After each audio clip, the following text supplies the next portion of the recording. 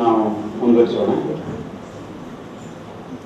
ನಮ್ಮ ಹಿಂದಿನವರು ಎಷ್ಟು ಪ್ರಯತ್ನದಿಂದ ಇಂತಹ ಸಂಶೋಧನೆ ಕೆಲಸಗಳನ್ನು ಮಾಡಿದರು ಎಂಬುದನ್ನು ನಾವು ನೋಡ್ತಾ ಇದ್ದೆವು. ಅದರಲ್ಲಿ ಕೆಲವು ಮಾತುಗಳನ್ನು ಹೇಳಿದೆ. ಇನ್ನೀಗ ಕನ್ನಡ ಭಾಷೆ, ಅದರ ಪ್ರಾಚೀನ ರೂಪ, ಇದರ ಬಗೆಗೆ ಬಹಳಷ್ಟು ಜನ ಕೆಲಸ ಮಾಡಿದರು. ಕನ್ನಡ ನಾಡು ಇತ್ಯಾದಿಗಳ ಬಗ್ಗೆ ಕೆಲಸ ಮಾಡಿದಂಥವ್ರದ್ದು ಒಂದು ವರ್ಗ, ಈ ಬಗ್ಗೆ ಕೆಲಸ ಮಾಡಿದವ್ರದ್ದು ಇನ್ನೊಂದು ವರ್ಗ. ಇದು ವರ್ಗ ಎರಡು ಪ್ರತ್ಯೇಕವಾದಂಥದ್ದಲ್ಲ. ಅಲ್ಲಿ ಕೆಲಸ ಮಾಡಿದವರು ಇಲ್ಲಿಯೂ ಕೆಲಸ ಮಾಡಿದ್ದಾರೆ. ಇಲ್ಲಿಯೂ ಗೋವಿಂದ ಪೈ ಅವರ ಹೆಸರಿದೆ, ಅವರು ಭಾಷೆಯ ಬಗ್ಗೆ ಕೆಲಸ ಮಾಡಿದ್ದಾರೆ. ಆಮೇಲೆ ಪಾಂಡುರಂಗ ಭೀಮರಾವ್ ದೇಸಾಯಿ, ಪಿ ದೇಸಾಯಿ ಅಂತ ಇವರು ಇತಿಹಾಸದ ವಿಷಯ ಹೆಚ್ಚು ಕೆಲಸ ಮಾಡಿದಂಥವರು. ಡಿ ನರಸಿಂಹಾಚಾರ್ಯರು ಅವರು ಹಳೆಗನ್ನಡದ ಬಗೆಗೆ ಕೆಲಸ ಮಾಡಿದ್ದಾರೆ. ಕನ್ನಡ ಗ್ರಂಥ ಸಂಪಾದನೆಯಲ್ಲಿ ಇವತ್ತು ಬಹಳ ದೊಡ್ಡ ಹೆಸರು. ಕನ್ನಡ ಗ್ರಂಥ ಸಂಪಾದನೆ ಎಂಬಂತಹ ಒಂದು ಕೃತಿಯನ್ನು ಅವರು ಬರೆದಿದ್ದಾರೆ. ನಾನು ಕಳೆದ ಬಾರಿ ನಿಮಗೆ ಹೇಳಿದೆ, ಅದು ನಾವು ಓದುವಾಗ ಪಠ್ಯವಾಗಿತ್ತು, ಈಗ ಪಠ್ಯವಾಗಿಲ್ಲ. ಈಗ ಗ್ರಂಥ ಸಂಪಾದನೆ ಎಂಬಂತಹದ್ದೊಂದು ಪಠ್ಯವಾಗಿಲ್ಲ. ಅವರು ಕನ್ನಡ ಗ್ರಂಥ ಸಂಪಾದನೆ ಈ ಕ್ಷೇತ್ರದಲ್ಲಿ ಮೊದಲನೇ ಪುಸ್ತಕವನ್ನು ಬರೆದವರು ಕನ್ನಡದಲ್ಲಿ. ಆಮೇಲೆ ಕನ್ನಡ ಭಾಷೆ ಇತ್ಯಾದಿಗಳ ಬಗ್ಗೆ ಕೆಲಸ ಮಾಡಿದವರಲ್ಲಿ ಮುಳಿಯ ತಿಮ್ಮಪ್ಪಯ್ಯನವರ ಹೆಸರು ಬಹಳ ಮುಖ್ಯವಾದಂತಹದ್ದು. ಮುಖ್ಯವಾಗಿ ಅವರು ಒಬ್ಬ ಕವಿಯ ಬಗೆಗೆ ಒಂದು ಸಮಗ್ರವಾದಂತಹ ಅಧ್ಯಯನವನ್ನು ಮಾಡುವಂತಹ ಒಂದು ಪರಂಪರೆಯನ್ನು ಕನ್ನಡದಲ್ಲಿ ಸೃಷ್ಟಿ ಮಾಡಿದಂಥವರು ಮುಳಿಯ ತಿಮ್ಮಪ್ಪಯ್ಯನವರು. ಅವರು 3 ಮುಖ್ಯ ಕೆಲಸಗಳನ್ನು ಮಾಡಿದ್ದಾರೆ. 3 ಆದ್ಯ ಗ್ರಂಥಗಳನ್ನು ಅಥವಾ ಆದ್ಯ ವಿಷಯಗಳನ್ನು ಅವರು ಪ್ರತಿಪಾದನೆ ಮಾಡಿದ್ದಾರೆ. ಅದರಲ್ಲಿ ಒಂದು ನಾಡೋಜ ಪಂಪ ಎಂಬಂತಹ ಕೃತಿ. ನಾಡೋಜ ಪಂಪ ಅದು ಪಂಪನ ಬಗೆಗೆ ಸಮಗ್ರವಾದಂತಹ ಅಧ್ಯಯನ, ನಾಡೋಜ ಪಂಪ ಎಂಬುದು. ಈ ಕೃತಿಯನ್ನು ಅವರೇ ಪ್ರಕಟಪಡಿಸಿದರು ಮತ್ತು ಅದನ್ನು ಈ ನಾಡಿನ ಮನೆಗಳಲ್ಲಿ ಸ್ವಲ್ಪ ಸಹಾಯಧನ ಎಲ್ಲ ತೆಗೆದುಕೊಂಡು ಅದನ್ನು ಪುಸ್ತಕವನ್ನು ಪ್ರಕಟಿಸಿ ಅವರಿಗೆ ಪುಸ್ತಕವನ್ನು ಕೊಂಡೊಯ್ಯಿ ಕೊಟ್ಟಂತಹದ್ದು ಉಂಟಂತೆ. ಹಾಗೆ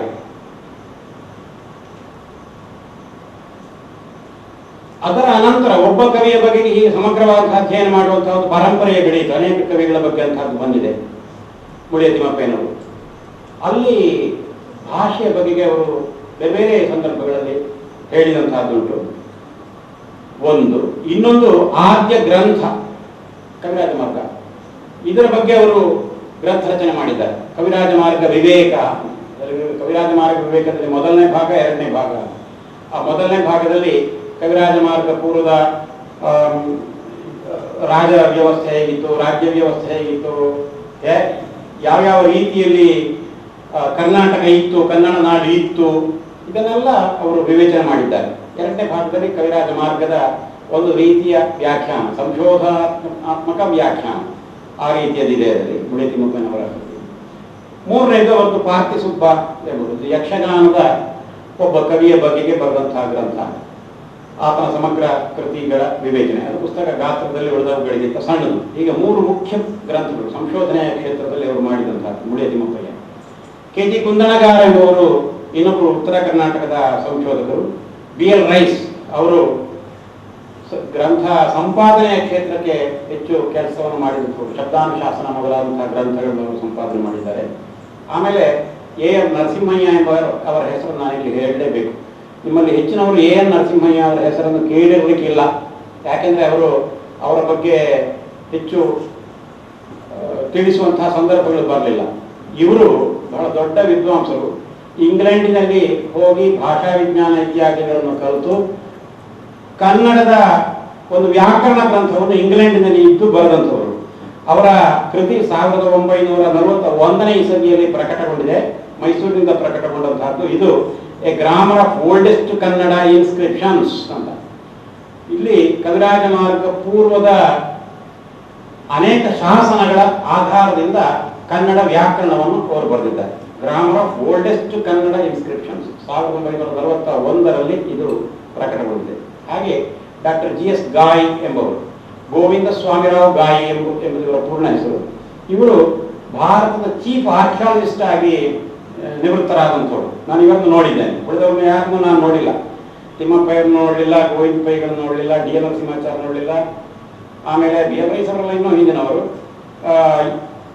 GS ಗಾಯ್ ಅವರನ್ನು ಮಾತ್ರ ನಾನು ಒಂದು ಸಂದರ್ಭದಲ್ಲಿ ನೋಡಿದ್ದೇನೆ. ಅವರು 1979ನೇ ಇಸವಿಯಲ್ಲಿ ಆಗ ನಿವೃತ್ತರಾಗಿದ್ದರು. ಚೀಫ್ ಎಪಿಗ್ರಫಿಸ್ಟ್ ಆಫ್ ಇಂಡಿಯಾ, ಶಾಸನ ಇಲಾಖೆಯ ಮುಖ್ಯ ಅಧಿಕಾರಿಗಳಾಗಿದ್ದವರು. ಅವರು ನಿವೃತ್ತರಾದ ಮೇಲೆ ಬೇರೆ ನಾವು ಸಂಶೋಧನೆ ಮಾಡ್ತಾ ಇದ್ರು. ಉಡುಪಿಯಲ್ಲಿ 1979ರಲ್ಲಿ ಪ್ಲೇಸ್ಮೆಂಟ್ ಸೊಸೈಟಿ ಆಫ್ ಇಂಡಿಯಾ ಅಂತ ಆ ಸಂಸ್ಥೆಯ ಒಂದು ಸಮ್ಮೇಳನ ನಡೀತು. ಒಂದು 3 ದಿವಸದ ಒಂದು ಸಮಾವೇಶ, ವಾರ್ಷಿಕ ಸಮಾವೇಶ, ಮೊದಲನೇ ಸಮಾವೇಶ ಅದು 1979ರಲ್ಲಿ ನಡೆದಂತಹದ್ದು. ಜವರೇಗೌಡರು ಪ್ಲೇಸ್ಮೆಂಟ್ ಸೊಸೈಟಿ ಆಫ್ ಇಂಡಿಯಾದ ಅಧ್ಯಕ್ಷರಾಗಿದ್ದರು ಆ ಕಾಲದಲ್ಲಿ. ಹರಿದಾಸ್ ಭಟ್ರು ಈ ಸಮಾವೇಶದ ನೇತೃತ್ವವನ್ನು ವಹಿಸಿದರು.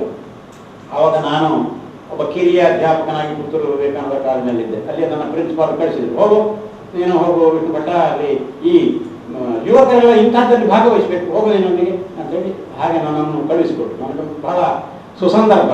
GS ಗಾಯಿ ಅವರು ನಾನು ಅಲ್ಲಿ ನೋಡಿದಂಥದ್ದು. ಅವರು ಅಲ್ಲಿಯ ಆ ಸಮ್ಮೇಳನದ ಅಧ್ಯಕ್ಷರಾಗಿದ್ದರು. ಇವರು ಶಾಸನಶಾಸ್ತ್ರ ಕ್ಷೇತ್ರದಲ್ಲಿ ತುಂಬ ಕೆಲಸ ಮಾಡಿದಂಥವರು. ಇವರು ಭಾಷಾ ವಿಜ್ಞಾನ ಕ್ಷೇತ್ರದಲ್ಲಿ ಕೆಲಸ ಮಾಡಿದ್ದಾರೆ. ಅವರ ಗ್ರಂಥ ಗ್ರಾಮರ್ ಆಫ್ ಓಲ್ಡ್ ಕನ್ನಡ ಎಂಬಂಥದ್ದು 1946ರಲ್ಲಿ ಪ್ರಕಟಗೊಂಡಿತು. ನಾವು ಕನ್ನಡ ವ್ಯಾಕರಣ ಇತ್ಯಾದಿಗಳನ್ನೆಲ್ಲ ನೋಡ್ತೇವೆ. ನೋಡಿದರೆ ಒಂದು ಹಳಗನ್ನಡ ವ್ಯಾಕರಣ ಅಂತ ಹೇಳ್ಕೊಂಡು ಶಬ್ದಮಣಿ ದರ್ಪಣ ಇತ್ಯಾದಿಗಳನ್ನು ಆ ಕ್ರಮದಲ್ಲಿ ನೋಡ್ತಾ ಹೋಗ್ತೇವೆ. ಇಲ್ಲದೇ ಇದ್ರೆ ಹೊಸ ಕಾಲದ ಭಾಷಾ ವಿಜ್ಞಾನದ ರೀತಿಯಿಂದ ನೋಡ್ತಾ ಹೋಗ್ತೇವೆ. ಆದರೆ ಶಾಸನಗಳನ್ನು ಆಧರಿಸಿ ರಚಿಸಿದಂತಹ ಗ್ರಾಮರ್ ಅಥವಾ ಶಾಸನಗಳನ್ನು ಆಧರಿಸಿ ರಚಿಸಿದಂತಹ ವ್ಯಾಕರಣ ಗ್ರಂಥಗಳು ನಾವು ಸಾಮಾನ್ಯವಾಗಿ ನೋಡುವುದಿಲ್ಲ. ಕನಿಷ್ಠ ಪಕ್ಷ ಇಂಥವು ಬಂದಿವೆ, ಇಂಥ ಪ್ರಯತ್ನಗಳನ್ನು ಮಾಡಿದ್ದಾರೆ, ಶಾಸನದ ಭಾಷೆಯ ಬಗೆಗೆ ಮಾಡಿದ್ದಾರೆ ಅಂತ ಹೇಳುವಂಥದ್ದನ್ನು ನಾವು ಗಮನಿಸಬೇಕು. ಈಗ ನಾವು ಕನ್ನಡ, ಅದನ್ನು ಹಳಗನ್ನಡ, ನಡುಗನ್ನಡ, ಹೊಸಗನ್ನಡ, ಹಳಗನ್ನಡದಲ್ಲಿ ಹಳಗನ್ನಡಕ್ಕಿಂತ ಹಿಂದಿದ್ದು ಪೂರ್ವದ ಹಳಗನ್ನಡ ಅಂತ ಏನು ಹೇಳ್ತೇವೋ ಆ ಪೂರ್ವದ ಹಳಗನ್ನಡದ ಎಷ್ಟೋ ಉದಾಹರಣೆಗಳು ನಮಗೆ ಶಾಸನಗಳಲ್ಲಿ ದೊರಕ್ತವೆ. ಹಾಗೆ ಆ ಶಾಸನಗಳಲ್ಲಿ ದೊರಕುವಂತಹ ಕೆಲವು ಉದಾಹರಣೆಗಳು ವಡ್ಡಾರಾಧನೆಯಂತಹ ಗ್ರಂಥಗಳಲ್ಲಿ ದೊರಕ್ತವೆ. ವಡ್ಡಾರಾಧನೆಯಲ್ಲಿ ಪೂರ್ವದ ಹಳಗನ್ನಡದ ಎಷ್ಟೋ ರೂಪಗಳಿವೆ. ಶಾಸನಗಳಲ್ಲಿ ಪೂರ್ವದ ಹಳಗನ್ನಡದ ರೂಪವೇ ಇದೆ. ಈ ಶಾಸನಗಳ ಆಧಾರದಿಂದ ರಚಿತವಾದಂತಹ ವ್ಯಾಕರಣ ಗ್ರಂಥ ಅದು ಪೂರ್ಣವಾಗಿ ಪೂರ್ವದ ಹಳಗನ್ನಡಕ್ಕೆ ರಚಿತವಾದಂತಹ ವ್ಯಾಕರಣ. ಇಂಥವು 2 ಮುಖ್ಯವಾಗಿ ಬಂದಿವೆ. ಶಾಸನಾಧಾರವಾಗಿ ವ್ಯಾಕರಣ ಗ್ರಂಥ ಬೇರೆಯೂ ಬಂದಿದೆ. ಡಾಕ್ಟರ್ ಕುಶಾಲಪ್ಪಗೌಡರು ಒಂದು ಪುಸ್ತಕವನ್ನು ಬರೆದಿದ್ದಾರೆ, ಅದು ಅನಂತರ ಕಾಲದ್ದು. ಆದರೆ ಪ್ರಾಚೀನ ಕಾಲದ್ದು ಇದು 2 ಗ್ರಂಥಗಳು. ನೀವು ಈ ಗ್ರಂಥಗಳನ್ನು ನೋಡ್ಬೋದು. ಅದರ ಜೊತೆಗೆ ಈ ಸಾಹಿತ್ಯ ಚರಿತ್ರೆ ಗ್ರಂಥಗಳಿವೆಯಲ್ಲ, ಆ ಗ್ರಂಥಗಳಲ್ಲಿ ಆ ಕಾಲದ ಭಾಷೆ ಏನುಂಟು, ಅದರ ಲಕ್ಷಣಗಳು ಏನು, ಅದನ್ನು ಬರೆದಿದ್ದಾರೆ. ಅದು ಕೂಡ ಅವಶ್ಯವಾಗಿ ನೋಡುವಂತಹ ಭಾಗ. ಆದ್ದರಿಂದ ಈ ಇಬ್ಬರು ವ್ಯಕ್ತಿಗಳ ಹೆಸರನ್ನು ನಾವು ಇಲ್ಲಿ ಸಂಶೋಧಕರಾಗಿ ಗಮನಿಸಬೇಕಾದಂತಹದ್ದು. ಭಾಷಾ ಸಂಶೋಧನೆ ದೃಷ್ಟಿಯಿಂದ ಡಾಕ್ಟರ್ ಎ ನರಸಿಂಹಯ್ಯ ಮತ್ತು ಡಾಕ್ಟರ್ GS ಗಾಯ್ ಅವರದ್ದು. ಎ ನರಸಿಂಹಯ್ಯ ಅವ್ರದ್ದು ಈಗಾಗಲೇ ಹೇಳಿದರೆ grammar of oldest Kannada inscriptions, GS Gai ಅವರದ್ದು historical grammar of old Kannada ಎಂಬಂತಹದ್ದು. ಆಮೇಲೆ ಇನ್ನು ನಾವು ನೋಡಬೇಕಾದಂತಹದ್ದು ಇದು ಕವಿರಾಜ ಮಾರ್ಗ ಪೂರ್ವದ ಭಾಷೆಯ ಬಗೆಗೆ ಯಾರ್ಯಾರು ಕೆಲಸ ಮಾಡಿದರು ಎಂಬಂತಹ ವಿಷಯಗಳನ್ನು ನಾವು ನೋಡಿದಾಗ ಕವಿರಾಜ ಮಾರ್ಗದ ಪೂರ್ವದ ಕನ್ನಡ ಸಾಹಿತ್ಯದ ಬಗೆಗೆ, ಸಾಹಿತ್ಯ ದೃಷ್ಟಿಯಿಂದ, ನಮ್ಮದು ಹೆಚ್ಚಾಗಿ ಸಾಹಿತ್ಯದ ದೃಷ್ಟಿ. ನಾವು MA ಮಾಡುವಾಗ ಆಗಲಿ ಈ ತರ ಇದ್ರೆ ನಾವು ಸಾಹಿತ್ಯ ದೃಷ್ಟಿಯಿಂದ ನೋಡುವಂತಹದ್ದು. ಇಂದಿನ ಸಾಹಿತ್ಯ ಅಸಾಹಿತ್ಯ ಅಂತ ಹೇಳುದು. ಆದರೆ ಸಾಹಿತ್ಯ ಮಾತ್ರ ಅಲ್ಲ, ಅಲ್ಲಿ ಇನ್ನಿತರ ವಿಷಯಗಳು ಇವೆ ಅಂತ ಹೇಳುವಂತಹದ್ದು ನಾನು ಇವತ್ತು ನಿಮಗೆ ತಿಳಿಸಲಿಕ್ಕೆ ಪ್ರಯತ್ನ ಪಟ್ಟಿದ್ದೇನೆ. ಈ ಸಾಹಿತ್ಯ ಕ್ಷೇತ್ರದಲ್ಲಿ ಕೆಲಸ ಮಾಡಿದಂತಹ ವಿದ್ವಾಂಸರು ಇವೆ. ಈಗ ನಾನು ಹೇಳಿದಂತಹ ವಿದ್ವಾಂಸರಲ್ಲಿ ಹಲವರು, ಅವರಲ್ಲದೆ ಇನ್ನು ಕೆಲವರು ಇದರಲ್ಲಿ ಬರ್ತಾರೆ. ನರಸಿಂಹಾಚಾರ್ಯರು ಕವಿರಾಜ ಮಾರ್ಗ ಪೂರ್ವದ ಮಾತ್ರ ಅಲ್ಲ, ಇಡೀ ಕನ್ನಡ ಸಾಹಿತ್ಯದ ಕವಿಗಳು ಯಾರಿದ್ದಾರೆ, ಕವಿಗಳನ್ನು ಆಧರಿಸಿ ಅವರು ಗ್ರಂಥ ರಚನೆ ಮಾಡಿದಂತಹದ್ದು ಅವರ ಕರ್ನಾಟಕ ಕವಿಚರಿತೆ. ಈ ಪ್ರಕಾರದ ಈ ರೀತಿಯ ಪುಸ್ತಕ ಇದು ಮೊದಲನೇದು ಕನ್ನಡದಲ್ಲಿ. ಅದಕ್ಕಿಂತ ಮೊದಲು ಬೇರೆ ಬಂದಿರಲಿಲ್ಲ. 1907ರಲ್ಲಿ ಮೊದಲನೇ ಸಂಪುಟದ ಪ್ರಕಟಣೆ. ಆಮೇಲೆ ಅದು ಪುನರ್ಮುದ್ರಣ ಆಗುವಾಗ ಅದನ್ನು ತುಂಬ ಪರಿಷ್ಕರಣೆ ಮಾಡಿದ್ದಾರೆ ಅವರು. 1927-28ರ ಕಾಲಕ್ಕೆ ಪುನಃ 3ನೇ ಸಂಪುಟ ಬಂತು. ಹಾಗೆ 3 ಸಂಪುಟಗಳಲ್ಲಿ ಇದು ಸಂಕಲಿತವಾಗಿದೆ. ಇಲ್ಲಿ ಹೇಳಿದಂತಹ ಮಾಹಿತಿಗಳೇನಿದೆ, ಈ ಮಾಹಿತಿಗಳು ಎಲ್ಲ ಮೊದಲ ಮಾಹಿತಿಗಳು. ಆಮೇಲೆ ಇವುಗಳ ಬಗೆಗೆ ಅನೇಕ ಸಂಶೋಧನೆಗಳು ನಡೆದಿವೆ. ಒಬ್ಬೊಬ್ಬ ಕವಿಯ ಬಗೆಗೂ ಸಂಶೋಧನೆಗಳು ನಡೆದಿವೆ. ಅದರಲ್ಲಿ ಇವರು ಕವಿಚರಿತ್ರೆಕಾರರು ಹೇಳಿದಂತಹ ಕಾಲ ನಿರ್ಣಯ ತಪ್ಪಾದರ ಬಗ್ಗೆ ಅನಂತರದ ಕವಿಗಳು ಹೇಳಿದಂತಹದ್ದುಂಟು. ವ್ಯತ್ಯಾಸ ಅದರ ಬಗ್ಗೆ ಹೇಳಿದಂತಹದ್ದುಂಟು, ಹೊಸ ಗ್ರಂಥಗಳು ಸಿಕ್ಕಿದಂತಹದ್ದುಂಟು.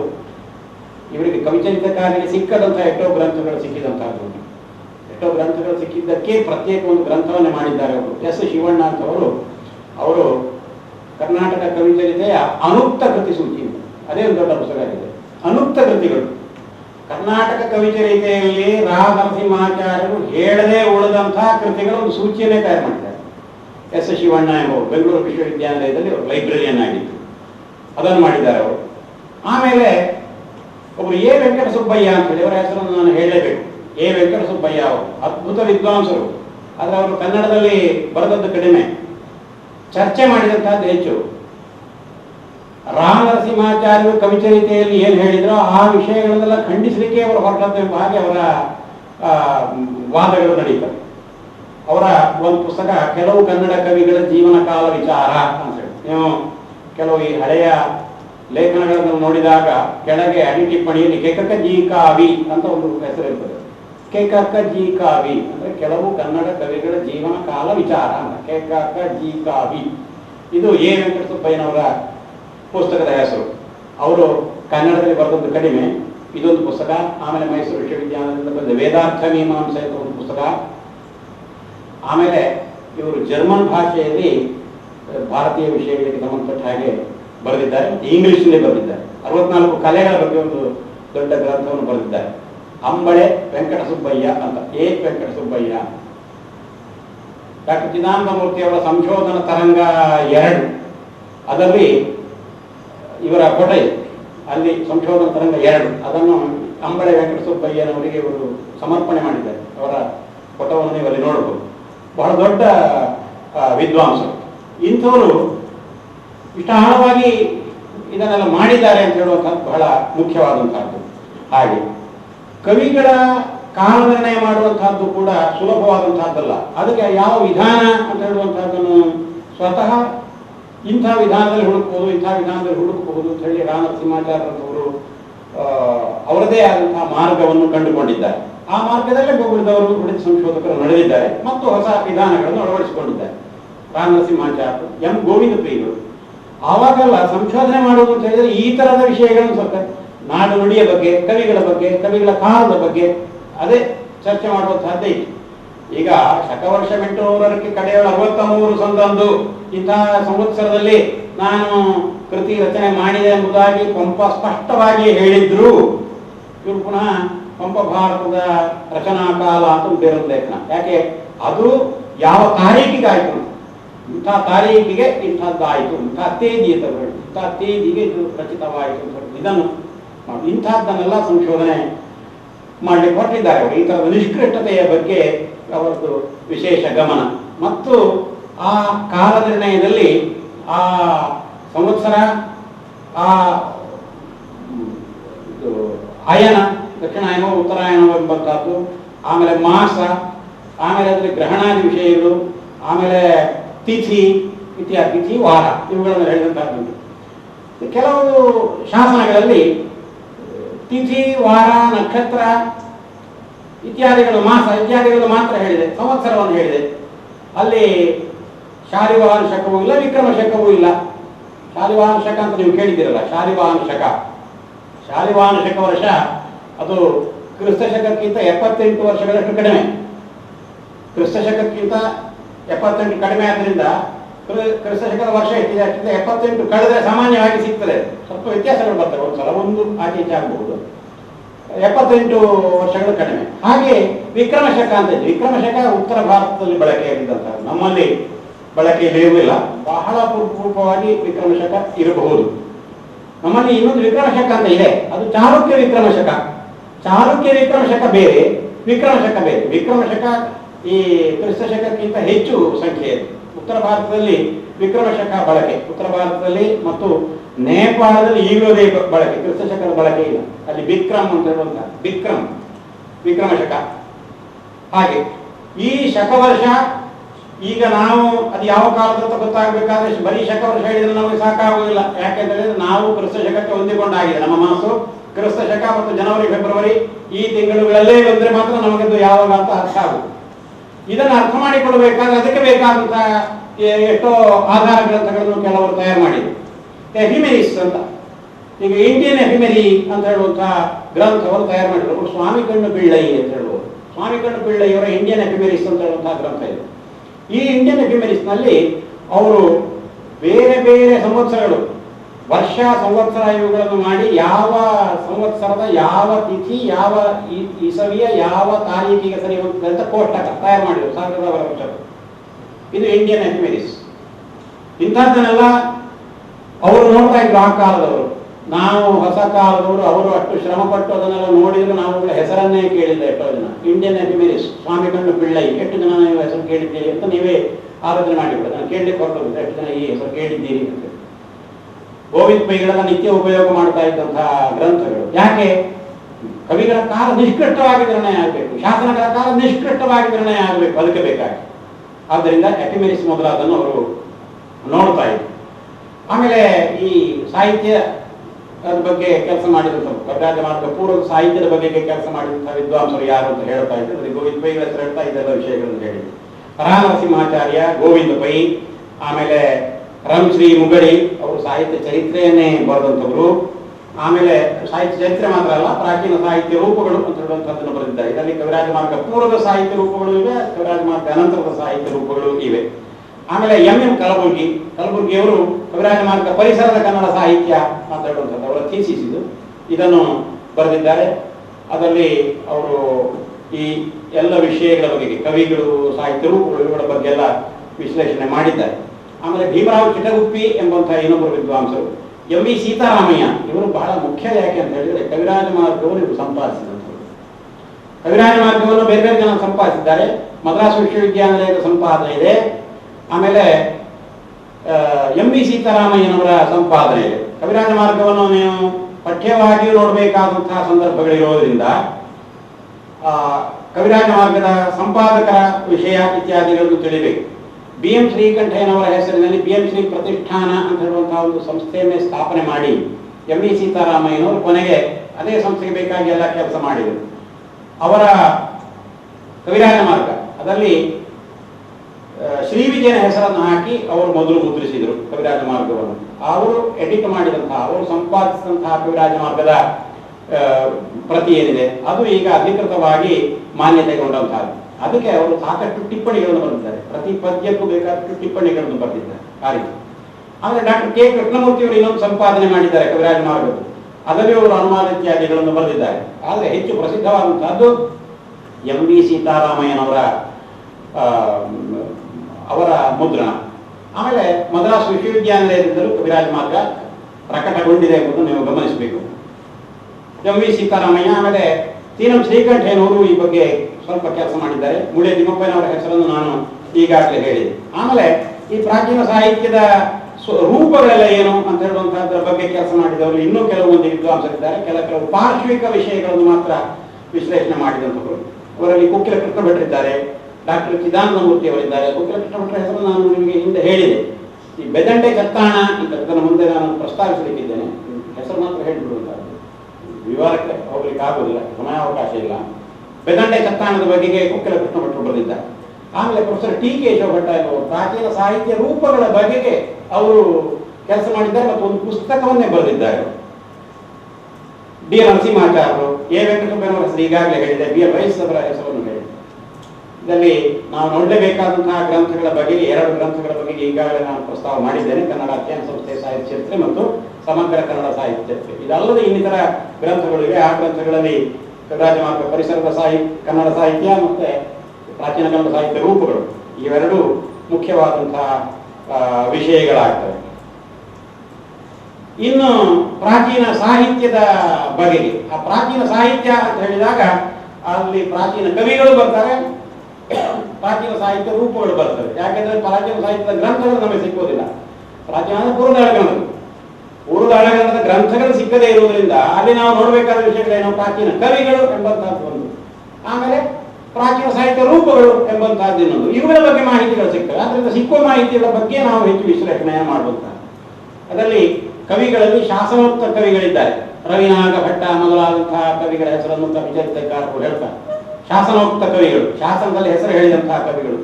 ಎಲ್ಲ ಶಾಸನಗಳಲ್ಲಿ ಕವಿಗಳ ಹೆಸರನ್ನು ಹೇಳುವಂತಹ ಪದ್ಧತಿ ಇಲ್ಲ.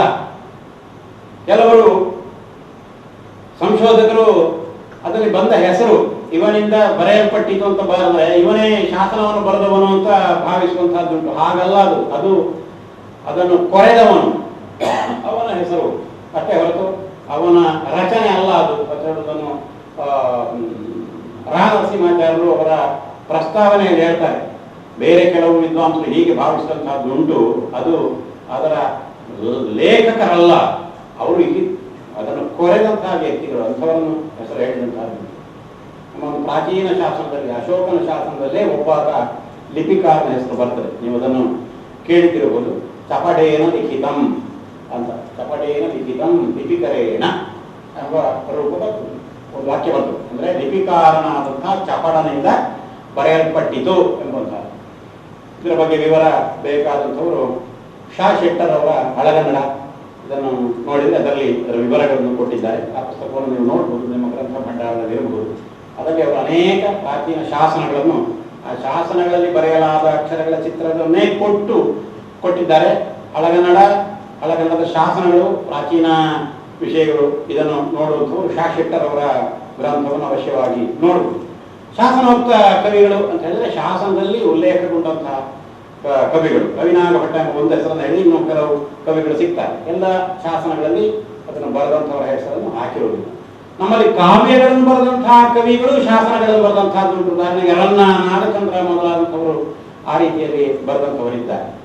ಕೆಲವರು ಕವಿಗಳ ಕೃತಿಗಳು ಶಾಸನಗಳಲ್ಲಿ ಮಾತ್ರ ಸಿಕ್ಕುವಂತಹದ್ದು. ಉದಾಹರಣೆಗೆ ಬಪ್ಪಣ ಪಂಡಿತ ಅಂತ ಅನಂತರದವರು, ಕವಿರಾಜ ಮಾರ್ಗದಿಂದ ಅನಂತರದವರು ಇವರೆಲ್ಲರೂ. ಬಪ್ಪಣ ಪಂಡಿತನ ಬೊಮ್ಮಟಜಿನ ಸ್ತುತಿ ಎಂಬಂತಹ ಒಂದು ಪದ್ಯ, ಒಂದು ಕಾವ್ಯ ರೂಪ, ಅದು ಶಾಸನದಲ್ಲಿ ಮಾತ್ರ ದೊರಕುವಂತಹದ್ದು. ಹಸ್ತಪ್ರತಿಯಲ್ಲಿ ದೊರಕಿಲ್ಲ, ಶಾಸನದಲ್ಲಿ ಮಾತ್ರ ದೊರಕಿದೆ. ಬಪ್ಪಣ ಪಂಡಿತ ಶ್ರೀಗೊಮ್ಮಟನಂ ನರನಾಗಾಮರ ಪೂಜಿತಂ ಹೀಗೆ ನಾವು ಬರ್ತದೆ. ಪಠ್ಯವಾಗಿತ್ತು, ಒಂದು PUCಯಲ್ಲಿ ಪಠ್ಯವಾಗಿತ್ತು. ಅದು ನಕ್ಷತ್ರ ಮಾಲಿಕೆ ಎಂಬ ರೂಪದ್ದು. ನಕ್ಷತ್ರ ಮಾಲಿಕೆ ಅಂತ ಹೇಳಿ 27 ಪದ್ಯಗಳ ಗುಂಪಿಗೆ ನಕ್ಷತ್ರ ಮಾಲಿಕೆ ಎಂಬುದಾಗಿ ಹೆಸರು. ಆಮೇಲೆ ಶಾಸನೋಕ್ತ ಕವಿಗಳಾದ ಮೇಲೆ ಗ್ರಂಥೋಕ್ತರಾದಂತಹ ಕವಿಗಳು. ಗ್ರಂಥೋಕ್ತರಾದ ಕವಿಗಳು ಗ್ರಂಥದಲ್ಲಿ ಮುಖ್ಯವಾಗಿ ನಮ್ಮ ಕವಿರಾಜ ಮಾರ್ಗದಲ್ಲಿ ಮತ್ತು ಅನಂತರದ ಚಂಪು ಮೊದಲಾದಂತಹ ಗ್ರಂಥಗಳಲ್ಲಿ, ಶಾಸ್ತ್ರ ಗ್ರಂಥಗಳಲ್ಲಿ ಉಲ್ಲೇಖಗೊಂಡಂತಹ ಎಷ್ಟೋ ಕವಿಗಳ ಹೆಸರುಗಳುಂಟು. ಅವರ ಕೃತಿಗಳು ನಮಗೆ ಗೊತ್ತಾಗ್ತಾ ಇಲ್ಲ.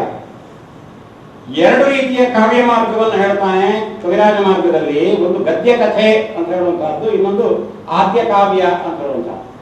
ಪರಮ ಶ್ರೀ ವಿಜಯ ಕವೀಶ್ವರ ಪಂಡಿತ ಚಂದ್ರ ಲೋಕಪಾಲಾದಿಗಳ ನಿರತಿಶಯ ವಸ್ತು ವಿಸ್ತರ ವಿರಚನೆ ಲಕ್ಷ್ಯಂ ತದ ಆದ್ಯ ಕಾವ್ಯಕ್ಕೆಂದು. ಆದ್ಯ ಕಾವ್ಯಕ್ಕೆ, ಹಿಂದಿನ ಕಾವ್ಯಕ್ಕೆ, ಹಿಂದಿನ ಅಂದ್ರೆ ಅದಕ್ಕಿಂತ ಮೊದಲಿನ ಅಂತ, ಅದಕ್ಕಿಂತ ಮೊದಲಿನ ಕಾವ್ಯಕ್ಕೆ ಶ್ರೀ ವಿಜಯ ಕವೀಶ್ವರ ಪಂಡಿತ ಚಂದ್ರ ಲೋಕಪಾಲ ಮೊದಲಾದವರ ವಸ್ತು ವಿಸ್ತಾರ ವಿರಚನೆ, ಅವರ ಕಾವ್ಯಗಳು ಉದಾಹರಣೆ ಅಂತ ಹೇಳ್ತಾನೆ. ಹಾಗಾದ್ರೆ ಇವರೆಲ್ಲ ಕಾಲಕ್ಕಿಂತ ಹಿಂದಿನ ಕವಿಗಳು ಎಂಬಂತಹದ್ದು ಸ್ಪಷ್ಟ. ಅವರ ಕೃತಿಗಳು ನಮಗೆ ದೊರಕುವುದಿಲ್ಲ. ಆಮೇಲೆ ವಿಮಲೋದಯ ನಾಗಾರ್ಜುನ ಸಮೇತ ದುರ್ವಿನೀತ ಮೊದಲಾದ ಹೆಸರನ್ನು ಹೇಳ್ತಾನೆ. ದುರ್ವಿನೀತರ ಹೆಸರನ್ನು ನಾನು ಆಗ ಹೇಳಿದೆ. ದೇವಭಾರತಿ ನಿಬದ್ಧ ಬೃಹತ್ ಕಥಾ ಅಂತ ಶಾಸನಗಳಲ್ಲಿ ಅವನನ್ನು ಹೇಳಿದಂತಹದ್ದು ಉಂಟು ಅಂತ ಹೇಳುವಂತಹ. ಇವರೆಲ್ಲ ಗದ್ಯ ಕಥಾ ಪ್ರಗೀತಿಯನ್ನು ಕೈಗೊಂಡ. ಹಾಗಾದ್ರೆ ಗದ್ಯ ಕಥೆ ಅಂತ ಹೇಳುವಂತಹ ಒಂದು ಪ್ರಕಾರ ಇತ್ತು, ಇನ್ನೊಂದಿತ್ತು ಅಂತ ಹೇಳುವಂತಹದ್ದು ಗೊತ್ತಾಗ್ತದೆ. ಇಲ್ಲೆಲ್ಲ ನಾನು ಈಗ ಹೇಳಿಕೊಟ್ಟಂತಹದ್ದು ಕವಿಗಳ ಬಗ್ಗೆ, ಗದ್ಯ ಕಥೆ ಎಂಬಂತಹದ್ದು ಒಂದು ಪ್ರಕಾರದ ಬಗ್ಗೆ. ಆಮೇಲೆ ಶಬ್ದಮಣಿ ದರ್ಪಣದಲ್ಲಿ ಕೆಲವು ಕವಿಗಳ ಹೆಸರು ಹೇಳಲಾಗಿದೆ. ಶಬ್ದಮಣಿ ದರ್ಪಣದ ಪ್ರಾರಂಭದ ಪದ್ಯಗಳಲ್ಲಿ ಗಜಗನ ಗುಣನಂದಿಯ ಮನಸಿಜ ನಸಗನ ಚಂದ್ರಭಟ್ಟ ಗುಣವರ್ಮ ಶ್ರೀ ವಿಜಯರ ಹೊನ್ನನ ಹಂಪನ ಸುಜಾಪ್ತಂಸನ ಸುಮಾರ್ಗಂ ಇದರೊಳಗೆ ಲಕ್ಷ್ಯಂ ಎಂಬುದಾಗಿ ಹೇಳ್ತಾನೆ. ಅಲ್ಲಿ ಗಜಗ, ಗುಣನಂದಿ, ಮನಸಿಜ, ಅಸಗ, ಚಂದ್ರಭಟ್ಟ, ಗುಣವರ್ಮ, ಶ್ರೀ ವಿಜಯ, ಹೊನ್ನ, ಹಂಪ, ಸುಜನೋತ್ತಂಸ ಇಷ್ಟು ಜನರ ಹೆಸರನ್ನು ಹೇಳ್ತಾನೆ. ಅವರ ಕಾವ್ಯಗಳು ಯಾವುದು ಅಂತ ಹೇಳುವಂತಹದ್ದನ್ನು ಹೇಳುವುದಿಲ್ಲ, ಕಾವ್ಯಗಳ ಹೆಸರನ್ನು ಹೇಳ್ತಾ ಇಲ್ಲ. ಇವರ ಲಕ್ಷ್ಯಗಳನ್ನು, ಉದಾಹರಣೆಗಳನ್ನು ನಾನು ಹೇಳಿದ್ದೇನೆ ಅಂತ ಹೇಳ್ತಾನೆ. ಇದರಲ್ಲಿ ಕವಿರಾಜ ಮಾರ್ಗ ಟೂಗಳದ್ದು ಸಾಕಷ್ಟಿದೆ, ಇರಬಹುದು. ಆದರೆ ಯಾವುದು ಅಂತ ನಮ್ಗೆ ಗುರುತಿಸಲಿಕ್ಕೆ ಸಾಧ್ಯ ಆಗುವುದಿಲ್ಲ. ಒಂದೇ ಒಂದು ಕಡೆಯಲ್ಲಿ ಮಾತ್ರ ಓಂ ಪರಮಾದಲ್ಲಿ ಒಂದು ದೀರ್ಘ ಉಂಟು ಅಂತ ಹೇಳಿ ಈಂದ ಪುಲಿಯಾವಲಿದ್ದಳ್ ಎಂಬುದು ಇದು ಗುಣವರ್ಮನ ಹರಿವಂಶ ಪ್ರಯೋಗಂ ಅಂತ ಹೇಳ್ತಾನೆ. ಅಲ್ಲಿ ಒಂದು ಕಡೆಯಲ್ಲಿ ಮಾತ್ರ ಗುಣವರ್ಮ ಎಂಬ ಕವಿ ಹರಿವಂಶ ಎಂಬ ಒಂದು ಕೃತಿಯನ್ನು ಬರೆದಿದ್ದಾನೆ ಎಂಬ ಉಲ್ಲೇಖವನ್ನು ಸಾಂದರ್ಭಿಕವಾಗಿ ಕೊಟ್ಟಿದ್ದಾನೆ, ಉಳಿದಂತೆ ಕೊಟ್ಟಿಲ್ಲ. ಹಾಗೆ ಅಲ್ಲಿ ಈ ಕಾವ್ಯದ ತುಣುಕುಗಳು ಅಥವಾ ಕವಿತೆಯ ತುಣುಕುಗಳು ಉದಾಹರಣೆ ಕೊಡಲ್ಪಟ್ಟಂಥವು ಎಲ್ಲೆಲ್ಲಿಯವು ಅಂತ ಹೇಳುವಂತಹದ್ದನ್ನೇ ಸಂಶೋಧನೆ ಮಾಡಿದ್ದಾರೆ ನಮ್ಮ ವಿದ್ವಾಂಸರು. ಅನೇಕಕ್ಕೆ ಮೂಲವನ್ನು ಹುಡುಕಿದ್ದಾರೆ. ಎಷ್ಟೋ ಉದಾಹರಣೆಗಳಿಗೆ ಮೂಲ ದೊರಕುವುದಿಲ್ಲ, ಇಲ್ಲ ಗೊತ್ತಿಲ್ಲ. ಹಾಗೆ ಇತರ ಕೆಲವು ಪ್ರಸಿದ್ಧ ಗ್ರಂಥಗಳಲ್ಲಿ ಉದಾಹರಣೆಗೆ ಜಯಕೀರ್ತಿಯ ಛಂದೋನುಶಾಸನ ಎಂಬಂತಹ ಒಂದು ಗ್ರಂಥ, ಇದರ ಹೆಸರು ನೀವು ಕೇಳಬಹುದು. ಛಂದಸ್ಸನ್ನು ಓದುವಂತಹ ಸಂದರ್ಭದಲ್ಲಿ ಜಯಕೀರ್ತಿ ಎಂಬಾತ ಸಂಸ್ಕೃತದಲ್ಲಿ ಛಂದೋನುಶಾಸನ ಎಂಬ ಒಂದು ಗ್ರಂಥವನ್ನು ಬರೆದಿದ್ದಾನೆ. 11ನೇ ಶತಮಾನದ ಕಾಲದವನು, ಅಂದ್ರೆ ಕವಿರಾಜ ಮಾರ್ಗದಿಂದ 1 ಶತಮಾನ ಅನಂತರದವನು. ಈತ ಕರ್ನಾಟಕದ ಒಬ್ಬ ವಿದ್ವಾಂಸ, ಒಬ್ಬ ಜೈನ ಬರಹಗಾರ. ಆತ ಜಯಕೀರ್ತಿ ಅಂತ ಹೇಳಿ ಛಂದೋನುಶಾಸನ ಅವನ ಕೃತಿ. H.D. ವೇಲಂಕರ್ ಅವರು ಜಯದಾಮನ್ ಎಂಬ ಗ್ರಂಥದಲ್ಲಿ ಜಯಕೀರ್ತಿಯ ಛಂದೋನುಶಾಸನವನ್ನು ಕೂಡ ಸಂಪಾದಿಸಿದ್ದಾರೆ. ಜಯದಾಮನ್ ಎಂಬಂತಹದ್ದು 4 ಛಂದೋ ಗ್ರಂಥಗಳ ಒಟ್ಟು ಸೇರಿಸಿ ಮಾಡಿದಂತಹ ಒಂದು ಸಂಪಾದನೆ. ಜಯದೇವ ಛಂದಸ್ಸು, ಆಮೇಲೆ ಹೇಮಚಂದ್ರನ ಒಂದು ಛಂದಸ್ಸು, ಆಮೇಲೆ ಜಯದಾಮನಲ್ಲಿ ಇದು ಇದೊಂದು ಜಯಕೀರ್ತಿಯ ಛಂದಸ್ಸು ಇತ್ಯಾದಿಗಳೆಲ್ಲ ಸೇರಿದಂತಹ. ಹಾಗೆ ಅದರಲ್ಲಿ ಆತ ಒಂದು ವಿಶೇಷ ಏನು ಅಂತ ಹೇಳಿದರೆ ಕನ್ನಡದ ಛಂದೋಬಂಧಗಳನ್ನು ಸೇರಿಸಿಕೊಂಡಿದ್ದಾನೆ. ಸಂಸ್ಕೃತದ ಛಂದೋ ಗ್ರಂಥದಲ್ಲಿ ಕನ್ನಡದ ಛಂದೋಬಂಧಗಳ ಹೆಸರನ್ನು ಹೇಳಿ ಲಕ್ಷಣವನ್ನು ಹೇಳಿದ್ದಾನೆ. ಲಕ್ಷಣ ಹೇಳಿದ್ದು ಮಾತ್ರ ಅಲ್ಲ, ಲಕ್ಷಣ ಲಕ್ಷ್ಯ ಸಮನ್ವಿತವಾದ ರೀತಿಯಲ್ಲಿ ಹೇಳಿದ್ದಾನೆ. ಲಕ್ಷಣ ಲಕ್ಷ್ಯ ಸಮನ್ವಿತ ಅಂದ್ರೆ ಅರ್ಥ ಆಗ್ತದಲ್ಲ, ಲಕ್ಷಣ ಲಕ್ಷ್ಯ ಸಮನ್ವಿತ ಅಂತ ಗೊತ್ತಾಗ್ತದಲ್ಲ. ಲಕ್ಷಣ ಲಕ್ಷ್ಯ ಸಮನ್ವಿತ ಅಂದ್ರೆ ಲಕ್ಷಣ ಅಂದ್ರೆ ನಿಯಮ, ಲಕ್ಷ್ಯ ಅಂತ ಹೇಳಿದ್ರೆ ಉದಾಹರಣೆ. ನಿಯಮ ಮತ್ತು ಉದಾಹರಣೆ ಎರಡು ಒಂದೇ ಪದ್ಯ ಆಗಿರುವ ಹಾಗೆ. ಈಗ ಕಂದ ಪದ್ಯದ ನಿಯಮವನ್ನು ಕಂದ ಪದ್ಯದಲ್ಲಿ ಹೇಳು, ಕಂದ ಪದ್ಯದ ನಿಯಮ ಏನು ಅಂತ ಕಂದ ಪದ್ಯದಲ್ಲಿ ಹೇಳು. ಷಟ್ಪದಿಯ ಲಕ್ಷಣವನ್ನು ಷಟ್ಪದಿಯಲ್ಲಿ ಹೇಳು, ತ್ರಿಪದಿಯ ಲಕ್ಷಣವನ್ನು ತ್ರಿಪದಿಯಲ್ಲಿ ಹೇಳು. ಹಾಗಾದ್ರೆ ಲಕ್ಷಣ ಲಕ್ಷ್ಯ ಸಮನ್ವಯ, ಲಕ್ಷಣ ಲಕ್ಷ್ಯ ಸಮನ್ವಿತವಾಗಿ ಹೇಳುವುದು. ಲಕ್ಷಣ ಅಂದ್ರೆ ನಿಯಮ, ಲಕ್ಷ್ಯ ಅಂದ್ರೆ ಉದಾಹರಣೆ. ಅದೇ ಪದ್ಯಕ್ಕೆ ಪ್ರಸ್ತಾರ ಮಾಡಿದರೆ ಅದು ಅದೇ ಪದ್ಯ ಆಗ್ತದೆ, ಆ ಲಕ್ಷಣ ಹೇಳಿದಂತಹ ಪದ್ಯವೇ ಆಗ್ತದೆ. ಹಾಗೆ ಲಕ್ಷಣ ಲಕ್ಷ್ಯ ಸಮನ್ವಿತವಾಗಿ ಹೇಳಿದ್ದಾರೆ. ನಾಗವರ್ಮ ತನ್ನ 5ನೆಯ ಅಧಿಕಾರದಲ್ಲಿ ನಾಗವರ್ಮನ ಕೃತಿ ಛಂದೋಂಬುಧಿ. ಆ ಛಂದೋಂಬುಧಿಯಲ್ಲಿ ಅವ ಕರ್ನಾಟಕ ವಿಷಯ ಭಾಷಾ ಜಾತಿಯನ್ನು ಹೇಳ್ತಾನೆ. ಕರ್ನಾಟಕ ವಿಷಯ ಭಾಷಾ ಜಾತಿ ಅಂತ ಹೇಳಿದ್ರೆ ಕನ್ನಡದ ದೇಶೀಯ ಛಂದಸ್ಸು, ಇಲ್ಲಿಯದೇ ಆದಂತಹ ಛಂದಸ್ಸು. ಈ ಛಂದಸ್ಸನ್ನು ಯಾಕೆ ನಾನೀಗ ಪ್ರಸ್ತಾವಿಸ್ತಾ ಇದ್ದೇನೆ ಅಂತ ಹೇಳಿದ್ರೆ ಕವಿರಾಜ ಮಾರ್ಗ ಪೂರ್ವದಲ್ಲಿ ಈ ಛಂದಸ್ಸು ಇದ್ದ ಬಗ್ಗೆ ನಮ್ಗೆ ಉದಾಹರಣೆಗಳು ಸಿಗ್ತವೆ. ಆದ್ದರಿಂದ ಅದರಲ್ಲಿ ಆತ ಹೇಳ್ತಾನೆ, ಮದನವತಿ ಅಕ್ಕರಂ ಗೀತಿಕೆ ತಿವದಿ ಉತ್ಸಾಹಂ ಷಟ್ಪದಿ ಅಕ್ಕರಿಕೆ ಕರಂ ಚೆಲ್ಲೋದವಿದ ಛಂದೋವತಂಸಂ ಅಬ್ಜದಲಾಕ್ಷಿ ಅಂತ. ಮದನವತಿ ಅಕ್ಕರ ಗೀತಿಕೆ 7 ತಿವದಿ ಉತ್ಸಾಹ ಷಟ್ಪದಿ ಅಕ್ಕರಿಕೆ ಛಂದೋವತಂಸ, ಇಷ್ಟು 10 ಛಂದೋಬಂಧಗಳನ್ನು ಹೇಳ್ತಾನೆ. ಅಕ್ಕರದಲ್ಲಿ ಬೇರೆ ಬೇರೆ ಭೇದಗಳಿವೆ. ಪಿರಿಯಕ್ಕರ, ದೊರೆ ಅಕ್ಕರ, ಎಡೆ ಅಕ್ಕರ, ನಡುವಣ ಅಕ್ಕರ ಮತ್ತು ಕಿರಿಯಕ್ಕರ ಅಂತ 5 ಅಕ್ಕರಗಳಿವೆ, ಅಕ್ಕರದ ಭೇದಗಳು. ಇವುಗಳ ಲಕ್ಷಣಗಳನ್ನೆಲ್ಲ ಹೇಳ್ತಾನೆ ನಾಗವರ್ಮ ಹೇಳಿದ ಇದೇ ಲಕ್ಷಣಗಳನ್ನು ನಾಗವರ್ಮ ಕೂಡ ಲಕ್ಷಣ ಲಕ್ಷ್ಯ ಸಮನ್ವಿತವಾಗಿ ಹೇಳಿದ್ದಾನೆ. ಇದೇ ಲಕ್ಷಣಗಳನ್ನು ಸಂಸ್ಕೃತ ಭಾಷೆಯಲ್ಲಿ ಜಯಕೀರ್ತಿ ಹೇಳಿದ್ದಾನೆ. ಅವನ 7ನೇ ಅಧಿಕಾರದಲ್ಲಿ ಈ ಕರ್ನಾಟಕ ಭಾಷಾ ಛಂದಸ್ಸನ್ನು ಹೇಳ್ತಾನೆ. ಕರ್ನಾಟಕ ವಿಷಯ ಜಾತಿ ಛಂದಸ್ಸು ಯಾವುದು ಅದನ್ನೇ ಆತ ಹೇಳ್ತಾ ಹೋಗ್ತಾನೆ. ವಿಶೇಷವಾಗಿ ಹೇಳುವಂತಹದ್ದು ಅಂತ ಹೇಳಿದ್ರೆ ಲಕ್ಷಣ ಲಕ್ಷ್ಯ ಸಮನ್ವಿತವಾಗಿ ಹೇಳಿ ಈ ಛಂದಸ್ಸು ಯಾವ ಗ್ರಂಥಗಳಲ್ಲಿ ಪ್ರಯುಕ್ತವಾಗಿದೆ ಅಂತ ಹೇಳ್ತಾನೆ. ಇದು ಹೆಚ್ಚುವರಿ. ಯಾವ ಗ್ರಂಥಗಳಲ್ಲಿ? ದೃಷ್ಟಾಸೌ ಚೂಡಾಮಣವು ಅಂದ್ರೆ ಇದು ಚೂಡಾಮಣಿ ಎಂಬಂತಹ ಗ್ರಂಥದಲ್ಲಿ ಇದೆ. ಇದು ಕರ್ನಾಟಕ ಮಾಲತಿ ಮಾಧವ ಕಾವ್ಯೇ, ಇದು ಕರ್ನಾಟಕ ಮಾಲತಿ ಮಾಧವ ಎಂಬ ಕಾವ್ಯದಲ್ಲಿ ಬಂದಿದೆ ಅಂತ ಹೇಳುವಂತಹ ಈ ತರದ ಉದಾಹರಣೆಗಳನ್ನು ಹೇಳ್ತಾನೆ. ಉದಾಹರಣೆಗಳನ್ನು ಹೇಳಿ ಇಂಥ ಗ್ರಂಥದಲ್ಲಿ ಪ್ರಯೋಗಗೊಂಡಿದೆ. ನಮಗೆ ಪುಣ್ಯವಶಾತ್ ಇಷ್ಟೇ ಸಿಕ್ಕಿದಂತಹದ್ದು ಕರ್ನಾಟಕ ಮಾಲತಿ ಮಾಧವ ಕಾವ್ಯ. ಜಯಕೀರ್ತಿ ಇಂಥ ಗ್ರಂಥದ ಹೆಸರನ್ನು ಹೇಳಿದ್ದಾನೆ ಎಂಬುದು ಮಾತ್ರ ನಮ್ಗೆ ಗೊತ್ತು. ನಾವು ಇತಿಹಾಸವನ್ನು ಕಟ್ಟುವಾಗ ಇದೊಂದು ಎಳೆ ಗ್ರಂಥ ಸಿಕ್ಕಲಿಲ್ಲ. ಅಲ್ಲಿ ಹೇಳಿದಂತ ಯಾವ ಗ್ರಂಥವೂ ಸಿಕ್ಕಲಿಲ್ಲ. ಎಲ್ಲ ಹೊಸ್ತೇ ನಮಗೆ. ಎಷ್ಟು ಅಂದ್ರೆ ಹಳತು, ಹೊಸ್ತು ಅಂದ್ರೆ ವಿಷಯ ಹೊಸ್ತು, ಗ್ರಂಥಗಳೆಲ್ಲ ಹಳತು. ಹಾಗೆ ಬೇರೆ ಕಡೆಯಲ್ಲಿ ಇದ್ದಂತಹದ್ದಲ್ಲ. ಇಂಥದ್ದನ್ನೆಲ್ಲ ಆತ ಹೇಳಿದ್ದಾನೆ. ಆಮೇಲೆ ಹೊಸ ಕಾಲದವರೆಗೆ, ಹೊಸ ಕಾಲ ಅಂತ ಹೇಳಿದ್ರೆ ನಾವು 18ನೇ ಶತಮಾನ 19ನೇ ಶತಮಾನದವರೆಗೆ ಬಂದರೆ, 19ನೇ ಶತಮಾನ ಎನ್ನುವುದು ಆ ಕಾಲಕ್ಕೆ ಹೋಲಿಸಿದ್ರೆ ತುಂಬಾ ಹೊಸ ಕಾಲ. ಆ ಕಾಲದಲ್ಲಿ ದೇವಚಂದ್ರ ಅಂತ ಹೇಳುವಂಥ ಒಬ್ಬ ಲೇಖಕ ಬರ್ತಾನೆ, ಒಬ್ಬ ವಿಚಿತ್ರ ಲೇಖಕ ಆತ ದೇವಚಂದ್ರ. ಅವನೊಂದು ರಾಜಾವಳಿ ಕಥಾಸಾರ ಅಂತ ಒಂದು ಗ್ರಂಥ ಇದೆ, ಮೈಸೂರು ವಿಶ್ವವಿದ್ಯಾನಿಲಯದಿಂದ ಅದು ಸಂಪಾದಿತವಾಗಿ ಪ್ರಕಟಗೊಂಡಿದೆ. ಇದರಲ್ಲಿ ಆತ ಅನೇಕ ಕಥೆಗಳನ್ನು ಹೇಳ್ತಾನೆ, ಒಂದರಲ್ಲ ಅನೇಕ ಕಥೆಗಳಿವೆ. ಎಂಥ ಕಥೆ ಅಂತ ಹೇಳಿದ್ರೆ ಕವಿಗಳ ಕಥೆ ಇದೆ, ರಾಜರ ಕಥೆ ಇದೆ, ಆಕ್ರಮಣದ ಕಥೆ ಇದೆ, ಧರ್ಮದ ಕಥೆ ಇದೆ. ಆತ ಜೈನ ಧರ್ಮದ ಕಥೆ ಇದೆ, ಜೈನ ಧರ್ಮಕ್ಕೆ ಆದಂತಹ ಆಘಾತಗಳಿದೆ, ಜೈನ ಕವಿಗಳದಿದೆ, ಎಲ್ಲ ಹೇಳ್ತಾ ಹೋಗ್ತಾನೆ. ಅವನಿಗೆ ಆ ಕಥೆಗಳು ಎಲ್ಲಿ ಅಂತ ಬಂತು, ಆಧಾರ ಯಾವುದು ಅಂತ ಹೇಳಿದ್ರೆ ನಮಗೆ ಏನು ಗೊತ್ತಿಲ್ಲ. ಹೇಳುವಾಗ ಆತ ಸಮಂತ ಭದ್ರಾಚಾರ್ಯರ ಬಗ್ಗೆ ಎಲ್ಲ ಹೇಳ್ತಾ ಹೋಗ್ತಾನೆ. ಎಷ್ಟು ಕವಿರಾಜ ಮಾರ್ಗ ಪೂರ್ವ ಕಾಲದ ಕವಿಗಳ ಬಗೆಗೂ ಲೇಖಕರ ಬಗೆಗೂ ಜೈನ ವಿದ್ವಾಂಸರ ಬಗೆಗೂ ಹೇಳ್ತಾನೆ. ಬಹಳ ವಿಶೇಷವಾದಂತಹ. ಆದರೆ ಸಂಶಯ ಏನು ಅಂತ ಹೇಳಿದ್ರೆ, ನಮಗೆ ಇದೆಲ್ಲ ಸತ್ಯವೋ, ಇದಕ್ಕೆ ಆಧಾರ ಏನು ಅಂತ ಹೇಳಿದ್ರೆ ಆಧಾರ ಗೊತ್ತಿಲ್ಲ. ಆದ್ರಿಂದಲೇ ಕವಿಚರಿತ್ರೆಕಾರರು ದೇವಚಂದ್ರ ಹೀಗೆ ಹೇಳ್ತಾನೆ ಅಂತ ಹೇಳ್ತಾರಷ್ಟೇ ಹೊರತು ಅದನ್ನು ಪೂರ್ತಿಯಾಗಿ ನಂಬಬಹುದೇ ಅಂತ ಹೇಳಿದ್ರೆ ನಂಬುವ ಆಗುವುದಿಲ್ಲ. ನಂಬದಿರಬಹುದೇ ಅಂತ ಹೇಳಿದ್ರೆ ಅವನ ಒಬ್ಬನೇ ಹೇಳಿದ್ದಾನೆ, ಅಷ್ಟಾದ್ರೂ ಹೇಳಿದ್ದಾನೆ. ನಮಗಿಂತ ಇನ್ನೂ 100-150 ವರ್ಷ ಹಿಂದಿನ ಅವನು ಹೇಳಿದ್ದಾನೆ. ಈ ತರದ ಸಮಸ್ಯೆಗಳಿವೆ. ಈ ಪ್ರಾಚೀನ ಗ್ರಂಥಗಳಲ್ಲಿ ಹೇಳಲಾದ ವಿಷಯಗಳನ್ನು ಕೂಡ ಐತಿಹಾಸಿಕವೋ ಅಂತ ಹೇಳುವಂತಹದ್ದನ್ನು ನಾವು ನೋಡಬೇಕಾದ್ರೆ ಪರಿಶೀಲನೆ ಮಾಡಿಕೊಳ್ಬೇಕಾಗ್ತದೆ. ದೇವಚಂದ್ರನ ರಾಜಾವಳಿ ಕಥೆಗೆ ಒಳ್ಳೆಯ ಉದಾಹರಣೆ. ಇಂಥದ್ದೆಲ್ಲ ನಡೆದಂತಹದ್ದುಂಟು. ದೇವಚಂದ್ರ ಮೈಸೂರು ಅರಸರ ಆಸ್ಥಾನದಲ್ಲಿ ಇದ್ದಂತಹ, ಅವನಿಗೆ ಎಷ್ಟೋ ಸಮಯ ಆಸ್ಥಾನಕ್ಕೆ ಪ್ರವೇಶವೇ ಸಿಕ್ಕಲಿಲ್ಲ ಅಂತ. ಆಮೇಲೆ ದೇವಚಂದ್ರ ಆ ಆಸ್ಥಾನವನ್ನು ಪ್ರವೇಶಿಸಿ ಗ್ರಂಥಗಳನ್ನು ಬರೆದಿದ್ದಾನೆ, ಬೇರೆ ರಾಮಾಯಣ ಇತ್ಯಾದಿ ಗ್ರಂಥಗಳನ್ನು ಬರೆದಿದ್ದಾನೆ. ಹಾಗೆ ಈ ಆಧಾರಗಳನ್ನೆಲ್ಲ ಇರಿಸಿಕೊಂಡು ಇನ್ನು ಅನೇಕ ಚರ್ಚೆಗಳನ್ನು ಮಾಡಿದಂತಹದ್ದುಂಟು. ಒಂದು ಕವಿರಾಜ ಮಾರ್ಗ ಪೂರ್ವ ಸಾಹಿತ್ಯ ಅಂತ ಹೇಳಿದಾಗ ನಮಗೆ ನಮ್ಮ ಇತರ ಭಾಷಾ ಸಾಹಿತ್ಯಗಳಲ್ಲಿ, ಉದಾಹರಣೆಗೆ ತಮಿಳು ಸಾಹಿತ್ಯದಲ್ಲಿ ಸಂಗಮ ಸಾಹಿತ್ಯ ಅಂತ ಹೇಳುವಂಥದ್ದು ಬರ್ತದೆ. ಇದು ಪ್ರಾಚೀನ ಕಾಲದ್ದು ಸಂಗಮ ಸಾಹಿತ್ಯ.